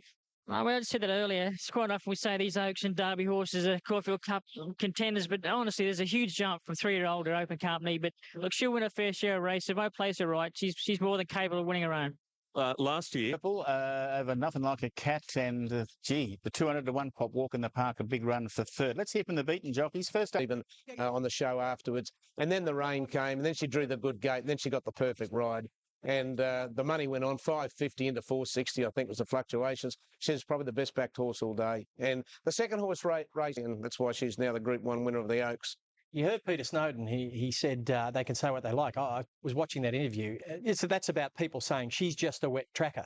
And he said, well, they can say what they like. She's won 2 Group 1s this preparation. Now, look, A, she is a wet tracker. She loves it. But B, she's a very, very good filly and a very good stayer. And he's absolutely right that she deserves the accolades she gets. She's done it tough for quite a while now, quite a long campaign this autumn. The other thing I'd say about her, and I think Peter agreed with, it's a huge jump to Caulfield Cups and things like that. That's the next question that gets asked, and Peter was fairly defensive about that and said, let's just wait and see. It's a massive jump. Outstanding. Those your gardens, I wouldn't think, Carolyn. Exactly. Thanks very much for that, Bruce. Just having a look at what's happening here with Eagle Farm and the QTC Cup, of course, the Group 2 Hortensia. Well, she needs to win here to get into the Stradbroke next week. Of course, Craig Williams has already decided to go with All Silent. Next week, he's guaranteed a run, but she is currently the favourite and she's been backed into $2.25 into $2.10 for the Group 2, the QTC Cup. The next race around 3 minutes away from start time. Up to $16 now. Matani up to $17. Money, though, for number 6, Wasted Emotions. It's come in from $13 to... Ready to run the QTC Cup. No horse has ever won this race in the Stradbroke Handicap. It's never been done. The gates open and they're off and racing now. Maxi Sun near the inside, the first to come out. Hortensia came out about 5th or 6th. Charming Rogue began fast and Wasted Emotions is going up. At the first corner they run and Charming Rogue runs to the lead. Wasted Emotion goes to second. Hortensia's up racing third. They're followed by Maximum on the inside and they're followed then by Pride of Power, Vivacious Spirit, Elk Baritone. Sequestrate's a long way back and Right Sun is last. At the 600, Wasted Emotions leads the way. One Charming Rogue. Hortensia third. Maxi Sun's on the fence racing in 4th position as they come up towards the home turn. They're closely being followed then, moving between horses. Mr. Hornblower trying to pick up ground. El Cambio getting to the outside and then Vivacious Spirit. They're in the straight. Wasted Emotions goes to Charming Rogue and here's Hortensia. German Chocolate near the inside. They get to the 200. Hortensia sprinting quickly on the outside. German Chocolate, Charming Road, Wasted Emotions. Maxi Sun down the outside, but Hortensia got to the lead. Mr. Baritone along the fence. Hortensia's just in front. Hortensia from either Mr. Baritone or Maxi Sun and Charming Rogue is 4th. Then Wasted Emotions, Right Sun, El Cambio, Cocktail Supreme. The next home, Friendly Embrace, and they're followed by German Chocolate, Mr. Hornblower, Pride of Power, Pyramids, Double Dare, Sequestrate, Matani and Vivacious Spirit. She's done it, Hortensia. She's taken out the QTC Cup, the Group 2. Craig Williams was absolutely sitting up over her with her as they came to the turn, and she was able to hold off these older gallopers here. Looks as if for second placing, Mr. Baritone and maybe number 19, Maxi Sun, for third. We'll wait on the photo for that and bring you those details shortly. But I think she would have put a length on them, is my personal opinion, but she just doesn't like these slow conditions, the slow 6 today. But she's had the 10 start. She's won 7. She deserves a crack at the Stradbroke Handicap. and we'll see what she can. We'll see what the count to zero. They've bet 350 top fluck on course. The punters are into it now at 330. Yeah, we will. We will at 5 o'clock at the moment. We will, Larry, but we'll have a look at her in the morning. We'll just play it by ear now. But, you know, I would say if she there's a little comes bit through, more rain, that'd worry me. When she got to the front, she got a little bit lost. She loves to chase them. And you can see her deviate. I think the head on will show you that she just got a little bit lost and not happy on the track. But she's a queen of the turf. Yeah, she won despite the unsuitable slow conditions that prevailed yesterday. Hortensia over Maxi Sun and Mr. Baritone. I want you to watch something about Hortensia. When we pick her up on the corner, you'll see she comes around the corner. There she is in the stripes. She's on her leading with her inside leg, which is natural. She quickly flicks to her outside leg there, and she's pretty happy travelling along. That's her Melbourne leg, and she starts to run to them. Then she blunders just there, flicks onto an inside leg. Then she's back onto a Melbourne leg again. She carries on a Melbourne leg a little bit further here. Then she changes back onto her inside leg there, and then back onto her Melbourne leg there. And then she goes to the line and changes again about there. This is amazing. I've never seen a horse go at her pace with her ability to change her stride so often. Now, she may have just not been comfortable in the ground. She could have struck herself, Richard. Possibly, but you just don't see that often. I'm convinced she's just a duffer in the wet. She proved that at Ramwick when she scrambled it into second place there at a long odds on favourite Al. And look, I think the key to her chances in the Stradbroke are the weather conditions during the week. On a dry track, she explodes. On a wet track, she can't explode. No, she can't. She was never comfortable yesterday. She only won yesterday because she was better than them. You try to back off the speed and have one last go at them. But good track, you'd say she's just about nearly got them covered. A wet track, she just doesn't get. She just only won yesterday because she was better than them, that's all. In saying that, look, I think he rode a brilliantly qualifier for the race yesterday because they did not go that hard. They've charged home in 36 seconds, which is probably 2 seconds above average on the day. And that confirms to me that they went slow for a sprint race. So Williams summed up that situation and rode her to qualify her for the race. And that's his main danger if it's a dry track. Don't worry about that. Mr. Baritone? Okay, and there's the odds, Andrew. All silence and Hortensia ahead of Black Piranha and Bank Rob is up there under double figures. Tell you what, if I was Craig Williams, I'd be riding Hortensia. I wouldn't want to be getting off her, whether she wins or not in the Stradbroke. He's made a commitment to all silent. We spoke about it all. Graham's happy to put Hugh Bowman on. He's a very good rider, and Of course, this is for the 2-year-olds. The Race Tree Group 1 TJ Smith Plate, and the favourite shootout's been $2.50. Rock solid through betting. Sass Lover at 11. Spot on Target is on the dinkers at $26. It's open and they're off and racing, and Fantotes missed the start. It came out second last, so it won't be in front today. When they settle fully into stride, it's Spot on Target, just leading from Southport and Take This Waltz and Linky Dink. Impulsive Dreamers fifth and Fantastic Blue. They're at the 750 metres mark. Spot on Target and Nick the Linky Dink. One to Take This Waltz. Governance going up quickly on the outside. Southport's on the fence behind them. So too is Shootout, and they're closely being followed then by Impulsive Dreamer. Governance has run off the track. Choice Stars back behind those, and then comes Fast Lover, Sergeant Charge and Fantontes. Around the turn to the 400 and Spot on Target led Linky Dink. Southport getting in the clear. They're followed by Shootout called upon. Choice Stars getting in the clear, but coming to the 200. Spot on Target, 2 to Linky Dink. Southport next. Sergeant Charge running home, and Shootout's a mile back. Choice Star runs on late, but it's Linky Dink coming after Spot on Target. Linky Dink going up to Spot on Target at the 100 from Southport. Linky Dink takes the lead, and Linky Dink draws away. Linky Dink raced away and won from Spot on Target, and Southport's third. Photo fourth. Choice Star. Close up then is Fantontes with Impulsive Dream. Shootout never got into it. Fantastic Blues just behind those, followed by Sergeant Charge at the home turn. Linky Dink has taken out the TJ, $51.49.80. Pimmel took out the Champagne, and the daughter of Keeper has raced away with the TJ. Spot on Target for second, Southport fourth. Was that Choice Star looks prominent. Fourth, but 14 Linky Dink at a huge folks, and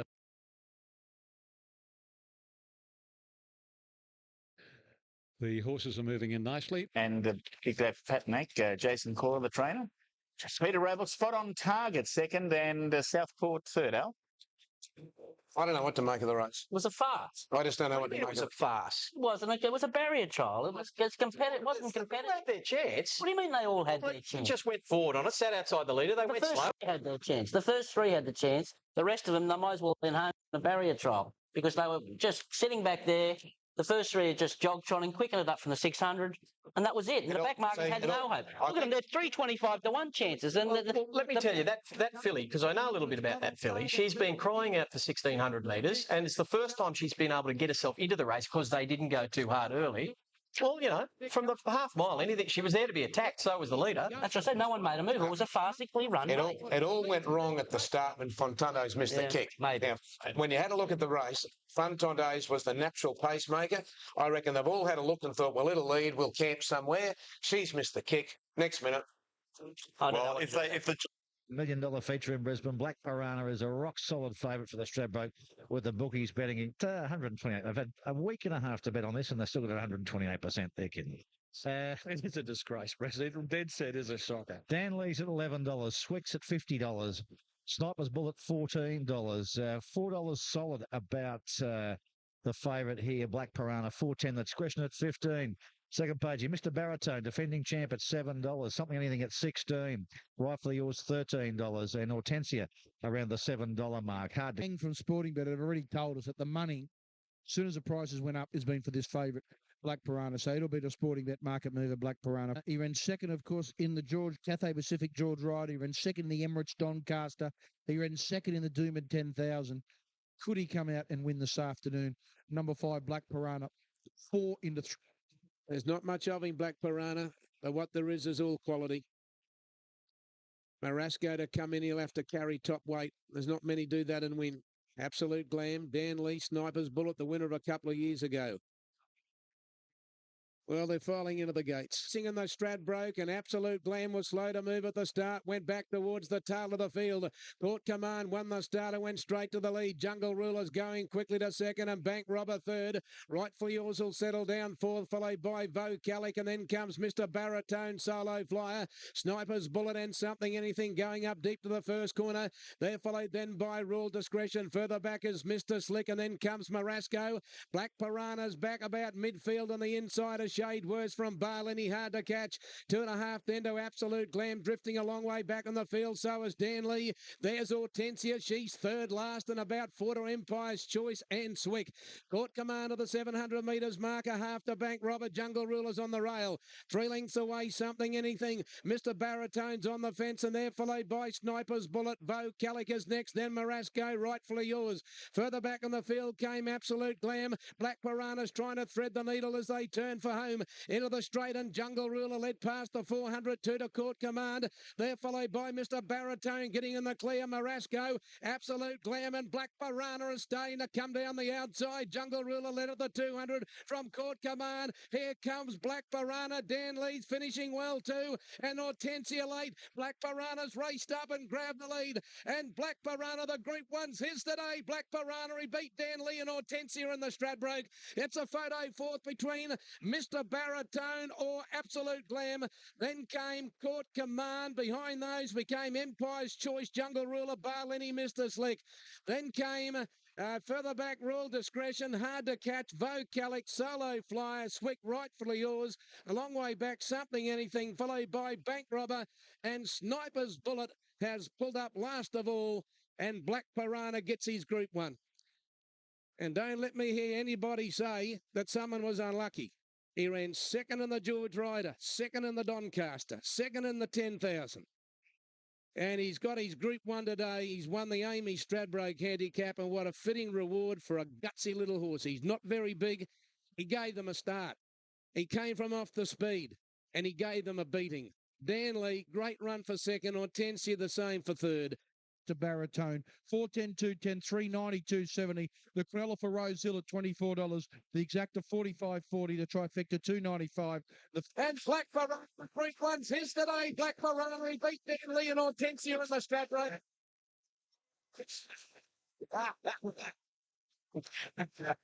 Scenes like never before seen on Stradbroke Day yesterday. It was really something very special. A marvellous day, putting No one, but no one could begrudge the win to Black Piranha. We'll explain why shortly. Con Caracassanis, the trainer, Ty England aboard. Dan Lee was second, and Hortensia's run was with the horse's form. Like, I'm just a young trainer, just starting off, and to have a horse even being in a Group 1 is a really, really big thrill for me. And for him to run 3 seconds in Group 1s is still very exciting, yet frustrating. But no, it's been a great ride with this horse, and yesterday was his day. So it's been a great last couple of months with this horse. Well, just watching you in this vision, we've watched this quite a few times. How did you pull up? Because Look at this. you look like you might have something there.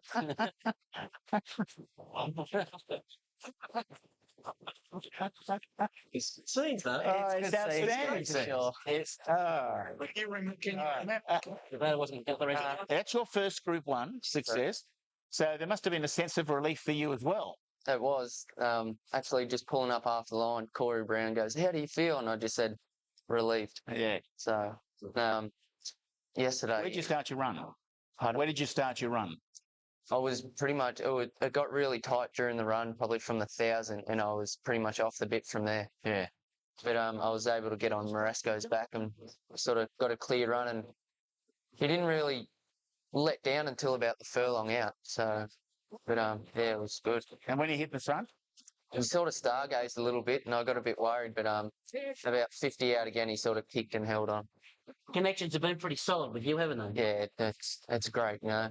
There's probably been a lot of jockeys ringing up for the ride, and Con and all the owners and that are stuff with me, and it's great. Hey, Con, can I ask you a question? Thinking about setting him for the Cox Plate next preparation. No problems with him, getting up to that 2,000 metre distance? No, well, as you can see in his races, he drops a bit. He goes about probably a furlong, and he drops a bit. And as Ty said, he was at him probably 1,200 to 1,000 out. He done that in the 10,000 too, and it took him probably till the furlong to really hit top gear. So he settles real good in his races. So, and that's what you need if you're going to be getting over that distance. You need to be able to jump, settle, and be able to finish off. And he seems to do that. What do you think?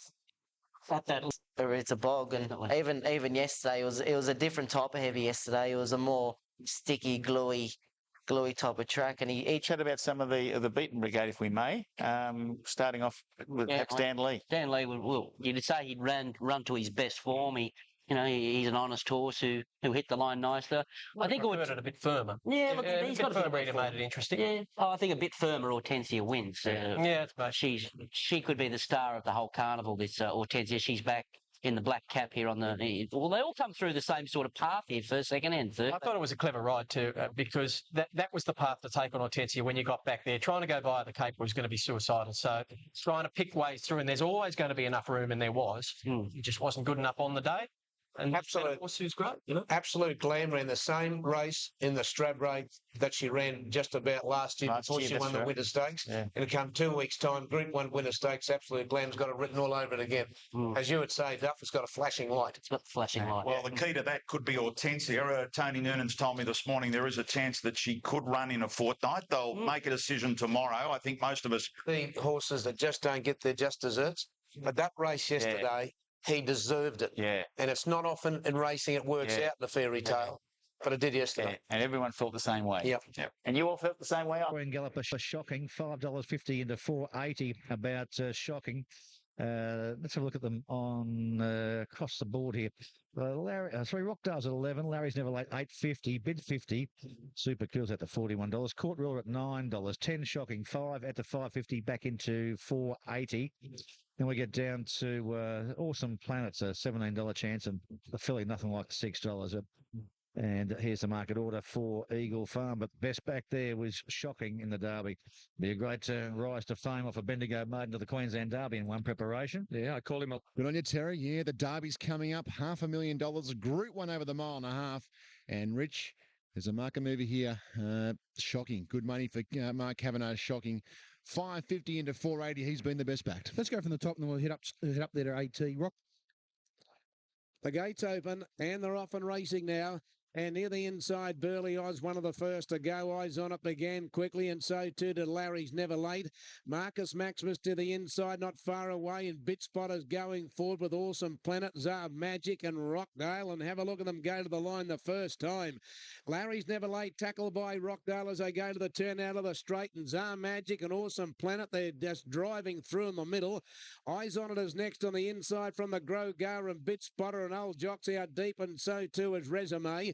And then comes Marcus Maximus, followed by Sea Soaring. Further back on the field then, Nothing Like a Cat on the outside of Court Rilla. Now Shocking's got back to about fifth last, heading to the back. He's in front of picking them up and putting them down in bowl style. 2 lengths to Larry's Never Late. Another 2.5 to Eyes On the inside of Old Jockeys, losing ground. Then comes Magic, Burley Oz on the fence. Awesome Planet between runners. They're followed by Sea Soaring, the Grow Gar, Mateo Resume, Marcus Maximus and Bother. Oh, Bit Spotter might have broken down. Bit Spotter's dropped straight out of the race. Shocking's a long way back with Jimmy Fortune's Old Jock. Bit Spotter won't complete the course. They're on the bend in the Derby, 500 metres to go, and Larry's Never Late went straight through on the inside and dashed away by 4. Rockdale second, then Eyes On it. Super Cool on the fence, Mateo, and here's Shocking and Court Ruler coming down the outside. Larry's Never Late, the leader. Oh, have a look at Shocking. Eyes On it and Court Ruler running home. Larry's Never Late in front at the 100-metre mark. Shocking coming after him quickly. Court Ruler's in the middle. Larry's Never Late, Shocking, and Court Ruler. Larry's Never Late, Court Ruler, Shocking with Court Ruler. Court Ruler taking the lead from Shocking, and Court Ruler won the Derby from Shocking. Larry's Never Late and Prix de Song. Then Nothing Like a Cat, followed by Eyes On It. The next time Super Cool, Marcus Maximus, and then came Mateo. Then the Grow Gar followed, and there's about 100 yards away to Awesome Planet. Jimmy Fortunes, Burley Oz. Resumes walked over the line, so is Old Jock, and so is Bid Spotter, and they are spread out over a furlong in the Derby. 9, 10, 4. And if they went another 30 yards, number 19, Prix de Song, would have blown them away. 9 Court. Tip Futures Dream Rich, but Tagus I did put in the placings. But Doing very well. Good on you, Larry. When he's a Kiwi. Well, John Wheeler, of course, the trainer there, Shocking second, and Larry's Never Late. I tell you what, of the beaten brigade, Shocking's going to be something, I think, next preparation, isn't it? Oh, look, you'd have to say, look, if there's 2 horses out of this carnival that you'd want to take home and they're going to shape up in the spring, it is, horses like Hortensia and this horse Shocking, who loomed up to win and just was all his first go on the wet track. It was his first. Just wasn't seasoned enough, was No, exactly. He's not he just wasn't seasoned enough to beat that other horse. He'd been it was around. a late decision to come even, Yeah. so it wasn't always the plan to bring him. There was a bit of an afterthought. He'd been around. The other horse had been around in the New Zealand Derby, and he'd run well. He'd run 4th or something, and that probably is where that race sits. The Queensland Derby, about the 4th best 3-year-old New Zealand can win that race. Now, I think that the tip from John Wheeler was he doesn't rate him that highly because you're going to miss the spring with him. Yeah. He's just going to bring him back here for the winter. He brought him through, Richard. He brought him through the Doomit Stakes, the rough habit. And he put him right through the campaign that you need to win the Derby. One of them. Stand up, stay on his feet. Didn't that 4th horse get home? Prix de Song, yeah. Well, it was flying at the finish, wasn't it? Goes back to Sydney for some races there. New Zealand. I tell you what, there was. Did this leader get left in front too soon? Like that was a pretty good ride, actually. Yeah. I think for a horse of that calibre, he gave it every chance. Particularly in the ground, which was hard to make up. He put the brake on them. I think that's the opinion of trainer and jockey of the leader there, Larry's Never Late, that the leader succumbed early and they were left there stranded. I think that they were hoping that they'd be finishing off where Shocking was in the end of that race. Tell you what, the feel was. It was a 17 music review. We'll get to them. Scenic Shots out to 7.50. Back 6.5 out to 7. Back to 6.5. Full Monty 11. Nicole, that's 11. Ready to Lift 7.5. Reggie at $6. Scattergun $15. Tinseltown a $14 chance. We get down further to Hume at $17. Music review $10. And Scenic Shot $8 into $7, and Balak $7 into $6.50, and Ready to Live $7.50 into $7. The rest of a couple of good races coming up here. The Brisbane Cup, the feature, and the feature race here at Randwick, which isn't far away. The June Stakes runners in the yard here. Yeah, they certainly are. But look, and they're off and racing in the Brisbane Cup. Music Review from Barrier 2, the first to go. I'm Isaac near the inside, began well. Hume Imperator was well away, and here's the speed coming from Sir Slick, and Ready to Lift is going forward, and so too is Scenic Shot.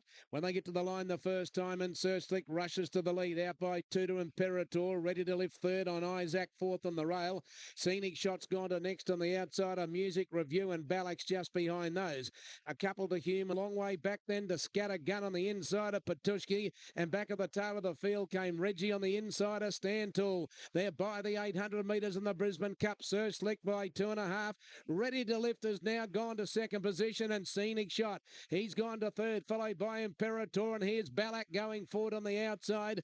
They're followed by Music Review, I'm Isaac, and here's Full Monty and Tinseltown sweeping around them, followed by Zazabo, and further back Human Mercola Lass. Sir Slick is first for home of the 425, Ready to Lift, and Scenic Shot coming after him with Balak, and Tinseltown is coming down the outside to the 300. Sir Slick is still the leader. He's a length and a half, Ready to Lift, Scenic Shot, and then Balak and Tinseltown is coming down the middle of the track. Sir Slick is still the leader. Ready to Lift, Scenic Shot and Tinseltown are coming. Sir Slick, Ready to Lift, Scenic Shot, Tinseltown on the outside. Scenic Shot under the 60 kilos grabs the lead. This is a great win in the Cup.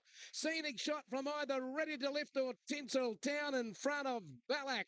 Then Sir Slick near the inside from Reggie Mercola Lass and Hume. The next time in the race, then Music Review, Zaza Bo Patushki, followed by Stand Tall. Further back in the field, Imperator, I'm Isaac, Scattergun, and last time is Full Monty. What a day out at the races. Black Piranha and now Scenic Shot. The best sprinter and the best stayer in the land at the moment have taken out the two big ones, or two of the big ones at Eagle Farm today. 60 kilos, heavy track, a slog to the line, and Shane Scriven's been able to get this horse home, Scenic Shot, to win from either Tinseltown and Ready to Lift, and there won't be much in it. Takeover gave him 60, and they get 60 because they're the best in the field, aren't they? And a kink in his armour, but I reckon it was the body giving in and the heart took over because he just ran on pure heart the last furlong. I pulled him up as soon as I stopped riding him on the line, mate. He's an exhausted horse, but Lenny said, you know, the run won't hurt him because he's rock solid, but he's tried his heart out on wet ground with 60 kilos. He created history. The horse is spent, but I give him 10 minutes. He'll get a feed into him, and mate, he'll be bright as a button again tomorrow. Best horse won the Cup, and that's a weight carrying record. Tulloch, that's the highest weight carried since Tulloch won the Brisbane Cup in 1961. He was gone. All those light-weighted horses, they got to him. They had the chance to beat him, but as Scrivo said, his heart wouldn't give in. And he's just in the mecca of his life, that horse. Still can't believe it won. Exactly. Them horses out wide. Tinseltown and Balak absolutely cruised up there. That horse travelled 3 deep for the first half of the race. The track was funny yesterday. I saw a few horses loom up out wide, and they were going to go on with it. And I'm convinced the best going was 1 to 4 off the fence. Look, this Tinseltown's going to put 3 in them here. And Balak was the same, straightening up. Maybe it was 5 weeks between runs, and you need a fit horse, you know, and this horse is fit on a backup, and maybe they're running out of condition, you know, the Tinseltowns and the Balaks. But that horse of O'Shea's raining to win. He had Scenic Shot cold in the Doomben Cup, and he fought back and beat him. Yeah. He just doesn't know when to quit. Well, that was a gallant effort there. Danny O'Brien, believe how good this horse is right now. And the Cox Plate, weight for age 2040 is the race that he'll be set for in the spring. I bet he runs all right, Matt, if he runs in it, because he's tough. He's tough. And he's just he'll just keep running on. What is Dan saying? Teaser at $6.50, Little Mel at $5.50, iRobot at $13, Informality $15, Luaki, who ran a cheeky race the other day, one of the Bolters, 50 cents. And we've also got, it's had a coat of paint since I was there about 12, 13 years ago, Bruce. I've been went up there last year for the carnival. And, they get a big crowd. It's a great day in, great town, Brisbane. Youthful Jack, hard to believe, he's never been on a heavy track. Well, you think you leave it. I mean, the tape punters were right right with him, aren't they? And they're off and racing now, and Rollins was the first to come out of the gates. Leapfrog began quickly, and so did Youthful Jack, and Marvine was well away. Little Mel's just behind them. Rathera, Sinful Warrior, and Geezer are going up, and Lawaki's going to settle midfield, followed by Wembley and Bauble. The Nash from Lawaki. iRobot's back on the inside from Barchi and Moore, followed then by Ashley's Jewel. Lara Twil's a long way back, and then Express Air in for Melody Jazz Heart, and Yummy as last of all. They're on the bend in the last of the 500. Rathera led. Geezer, Wembley over on the inside, just behind those. Marvine getting a lovely run. Youthful Jack's trying to get through, followed by Leapfrog, Express Air, and Little Mel gets to the outside, but Marvine shot through, went to the lead from Rathera. iRobot came at them down the outside as Wembley, followed by Little Mel and Express Air getting up towards the fence. Marvine as the leader. Express Air's going through, and then iRobot, but it's Express Air going up on the inside of Marvine. Express Air takes the lead from Marvine close to home. He was just about due. Express Air, it's home. Express Air beat Marvine. Lara 12 third in front of either Ashley's Jewel or iRobot. In front of Little Mel. Informality Roll Lawaki. A long way back as Barchi, a more Sinful Warrior. And they're followed then by Rathera, and last time in the race was Leapfrog. Well, Craig Williams wins the last here. He won 4 last weekend. He missed out today with Hortensia running third, but he wins the last. Express Air. Big result for bookmakers in the last race. Quick return on the 450,000 he paid to get her during the week. She's had a busy week, went to the sales and come. Long while to get them down the other day. I thought the third horse, Lara Trois, ran a terrific race there. Had no luck whatsoever. I wasn't totally convinced that she couldn't handle the going. Last week. When you look at that race, Express Air. Well, this horse has been threatening to win a race for a while. Doesn't win very often because of the pattern in which she races. She gets a long way back in big fields. She's one of the favourites, I think, for that Magic Millions 3-year-old race, and she missed the kick in January. But Craig Williams was able to get her back in a fast run race, came through in the good part of the track and was able to win. I don't know whether Marvine's going to the Winter Stakes or not. It's been up a while, but raced very well. And both those horses come now. And I think is there going to be a protest? He's going to have a look at the film, Corey Brown, and Terry, as soon as we get notification, I'll come straight to you. I'd be surprised if there wasn't. Yeah, Richard, pretty close to the line, but he gave the inside horse, African Prince, who was travelling well and run a good old bump. Now, Eagle Farm, we've got a sporting bet market mover. Forensics, well, she's beautifully placed here at the weight for 8 scale, 280 into 250, and she's the one punters are on. Absolute Group 1 race of the Australian racing season, and that mare on screen is, well, as we mentioned, she's the class runner. Just looking at her prize money here. Her prize money is $3,525,000. She's the only millionaire in the race, which is quite unusual these days coming into a Group 1 race. And Forensic didn't jump at all, came out near the tail of the field, and Subtle Cove from the inside won the start and went to the front. Rustling began quickly. Jacqueline Rouge and Tempest Toss going up to make a line of 4. Illuminates Chinchilla Rose and Welcome Sight just behind them. Amberino's on the fence. Now Veen Forensics. Serious Speed getting a long way back with Express Air. Saint Minerva second last, and last of all is Prima Nova at the 800 metres mark. Tempest Toss, 3 parts Jacqueline Rouge, 1.5 to Welcome Sight. Outside Subtle Cove, Rustling is wide. Then the grey Chinchilla Rose, Amberino illuminates Dan Julia. Just behind those came Absolute Glam, Zilzi, Dorf Command, Serious Speed, I'm an Anima. Danehill Spilers next, and Forensic a long way back with Express Air as they round the corner into the straight to the 400. Tempest Toss the leader. Jacqueline Rouge on the outside, followed by Subtle Cove, Rustling, Chinchilla Rose, and here's Dane Julia sprinting down the middle of the track very, very quickly, and Zilzi, Absolute Glam's in the clear. Tempest Toss leads, Rustling, Subtle Cove, Dane Julia trying to reach some. Temple Toss by Rustling. Rustling got to a narrow lead, Prima Nova late, but it's Rustling in front, and Rustling beat Prima Nova. Subtle Cove, Tempest Toss might be fourth, in front of Forensics, Dane Julia, Express Air. Forensics just behind those, followed by Iman Anabar, Danehill Smile, Amberino, Chinchilla Rose behind those. Absolute Glam didn't get into it in the last furlong. Saint Minerva, Dorf Command, Marvine, Serious Speed, Jacqueline Rouge. Further back on the field, Welcome Sight, followed by Illuminates, and Zilzi has pulled up at the end. There's a pretty decent Cummings Quinella, I think, here. I think Bart Cummings has trained this winner at big odds, and I think Anthony's son, Anthony's Prima Nova, through to run second. These will be huge dividends, and there they hit the Cummings. 1 run with the mare, Rustling. She wins the Group 1. A big rap should go to Duncan Ramage here. He paid $300,000 for this mare at the sale on the Gold Coast the other week. He paid $300,000 for her. She's won that back under Group 1. Michael Carr on the saddle, $22 to win, $470 the place. Winning at Group 1, the elite level. Yeah, no, it's terrific. Couldn't believe it. What did you think of her when she first came into the stable? First day we galloped her. Lorraine Barton said, "This is the machine." Just its gallop was unbelievable, and it hasn't looked back. Okay. You were at one stage earlier on, and Michael Tarl aboard over Prima Nova and Subtle Cove. Let's hear from quite a few of his horses during the winters. I couldn't tell you exactly how many winners. Right. But I've been fortunate. It's been quite a few. Michael, it's extraordinary to say for a Group 1 race, but coming around the home corner, that horse looked to be absolutely bolting. You must have been just giggling to yourself. She was. She was. You're right. She was cantering, and it was just a matter of getting a clear path on her. And I waited then until about just before the 200 for asking her to go. And no, she was really on song yesterday. Well, Forensics was the heavily back favourite. That's it, back third last with the white sleeves and the maroon cap with the pom-pom. Didn't jump out of the gates. Forensic got a long way back. Actually tracked Absolute Glam, hoping Absolute Glam would take it somewhere, but Absolute Glam sort of got out and struggled. And you'll see Forensic come home late. But you'll see Prima Nova diving through near the fence, but Rustling always had them covered. Tempest Toss ran a nice race. Absolute Glam's probably had enough, and Forensic was a bit stiff. Michael from the 1,000-metre mark. But Graham, we'll start favourite in our markets and start pretty close over there.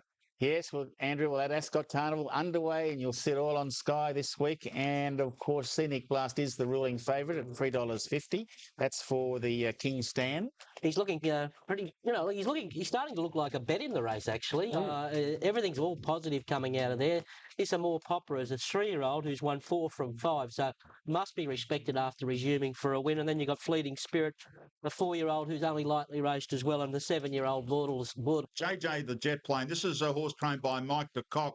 And Sacred Kingdom has arrived, so it will be running. Scenic Blast, very unlikely. And Takeover Target, well, Joe Janiak said during the week there was an issue in Singapore that the horse just didn't cope with, 1, the heat, and 2, by itself in the stable area, but he believes he's got him back to his TJ Smith form now.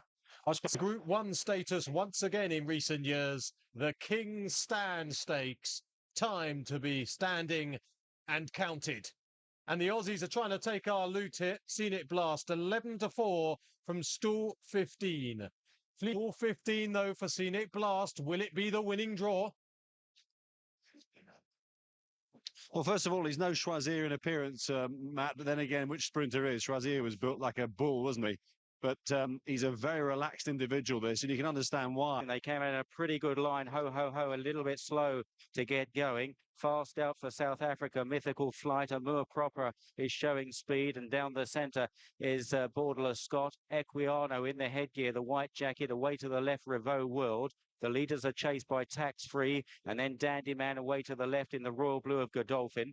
Further back on the near side is Fleeting Spirit, racing alongside Ho and Angle Zark. Towards the rear, Cannonball is completely outpaced. The Australian Raider Scenic Blast on the far side. Yellow Cat, White Face is going very well at the moment as they run down inside the final quarter mile. Equiano, Borderless Scott, near side Fleeting Spirit from Amour Proper. Here's Scenic Blast, now charging at them, and charges into the lead. Entering the final furlong is Scenic Blast by 2.5 lengths. Captain Gerard finishing well. Fleeting Spirit on the near side is rallying well, but it's going to go to Australia again. And Scenic Blast wins the King Stand. Fleeting Spirit is second. Tight third. Angle Zark on the near side, probably third. Then Captain Gerard. And they were followed further back by Borderless Scott, followed then by Equiano, Wee Dut, Spin Cycle, Amour Proper, Mythical Flight, Ho, Tax Free, and Revo World at the rear. What a tremendous result there for the Aussie Raiders. Scenic Blast comes and readily outguns our sprinters. A huge effort from the Super Filly Fleeting Spirit for the Jeremy.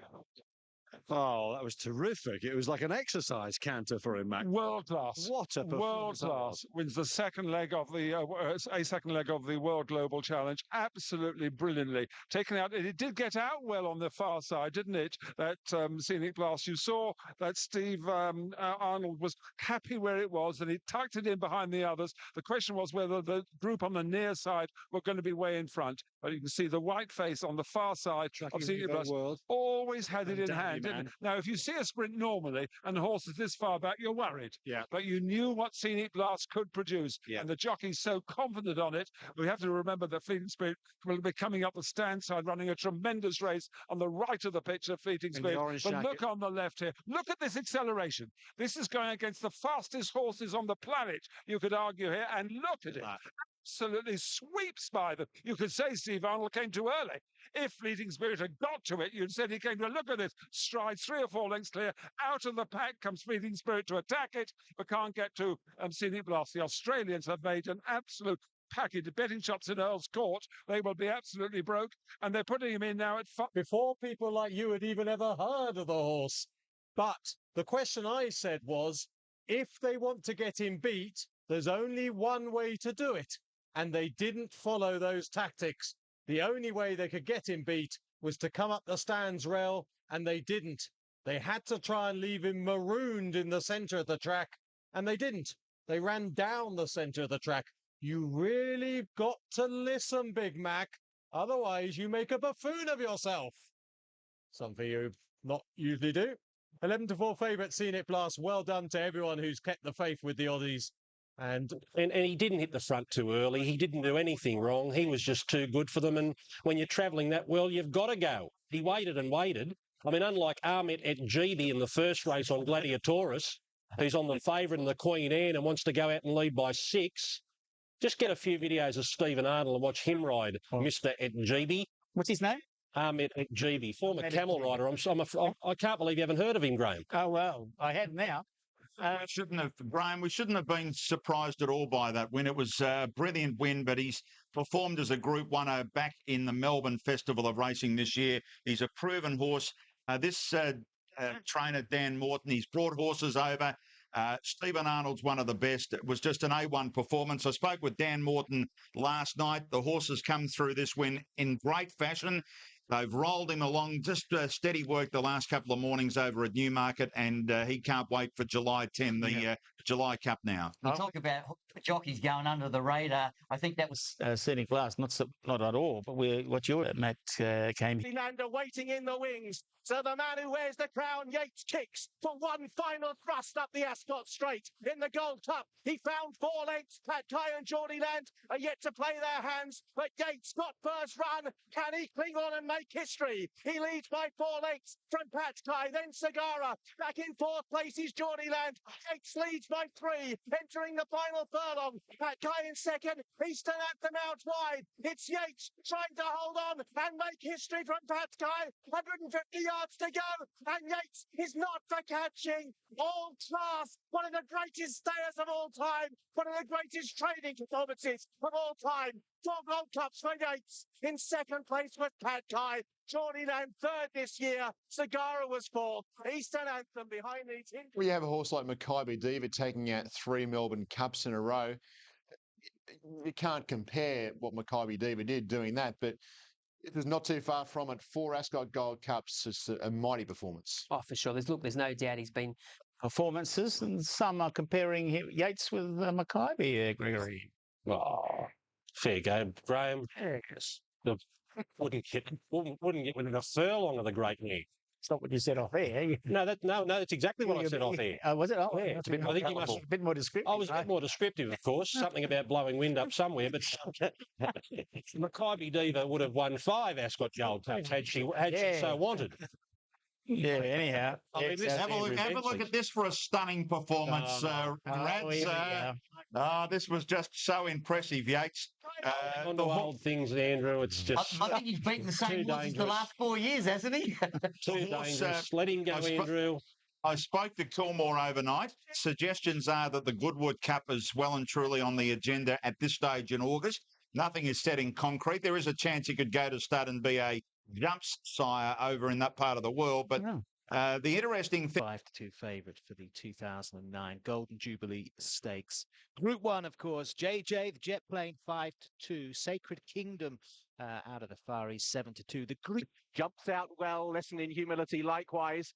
And Sacred Kingdom drops on the back of JJ, the jet plane. The early pace not frenetic. Ialisos is quite handy. Duff needs them down the near side in company with Bushranger. Pace with JJ, the jet plane, gradually edging over to the near side with lesson in humility. Sacred Kingdom involved in a barging match with Ialisos as they try and hold their spots. Kingsgate native improves towards the outside as they make their way down towards halfway. It's JJ, the jet plane, lesson in humility. Duff, Sacred Kingdom, won the battle for the spot behind the leaders and spies a gap with 2.5 to go with Kingsgate native. Duff is still there. Bushranger as they make their way with 2 furlongs to travel. JJ, the jet plane, Sacred Kingdom, lesson in humility is still there. Duff, Art Connoisseur, right down the near side. He's coming home very strongly indeed. Sacred Kingdom, lesson in humility, Art Connoisseur and Duff as they make their way inside the final furlong. Cannonball also staying on. It's Art Connoisseur who leads. Cannonball for America is trying to run down the leader. Art Connoisseur for Tom Queally and Michael Bell. All out will just hold on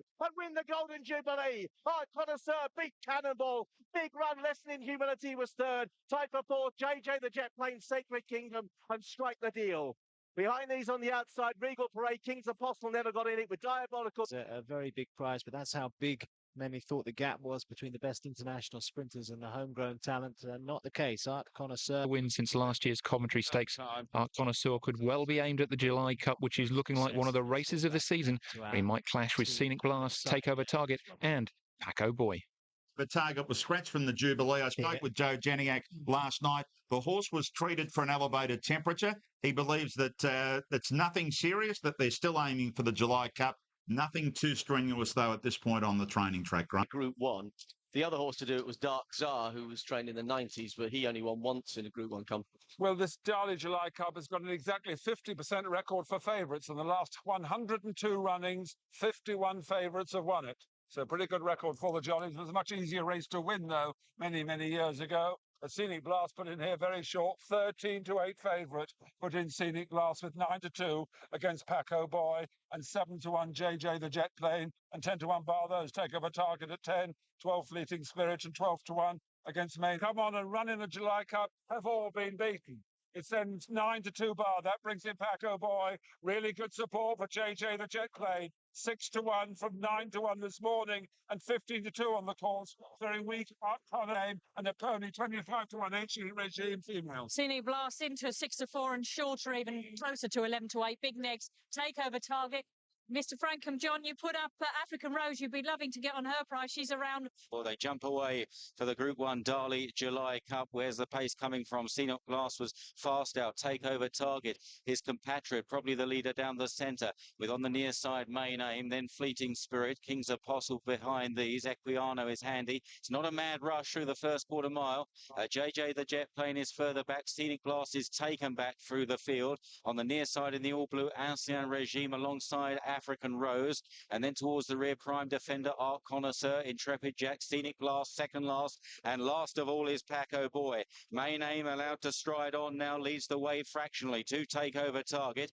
Equiano's not far behind them with JJ the jet plane, Fleeting Spirit, King's Apostle in the yellow jacket, ridden furiously along with African Rose behind these. There's a gap behind them, Intrepid Jack, Scenic Blast, the white face over on the right, beginning to make eye-catching headway now, followed by Paco Boy, but they're approaching the final furlong. Fleeting Spirit now scampers into the lead from JJ the jet plane. Main Aim is trying hard. Fleeting Spirit's all over the shop. She weaves about, but she's clear. Fleeting Spirit, the flying filly, she's in front. She wins the July Cup.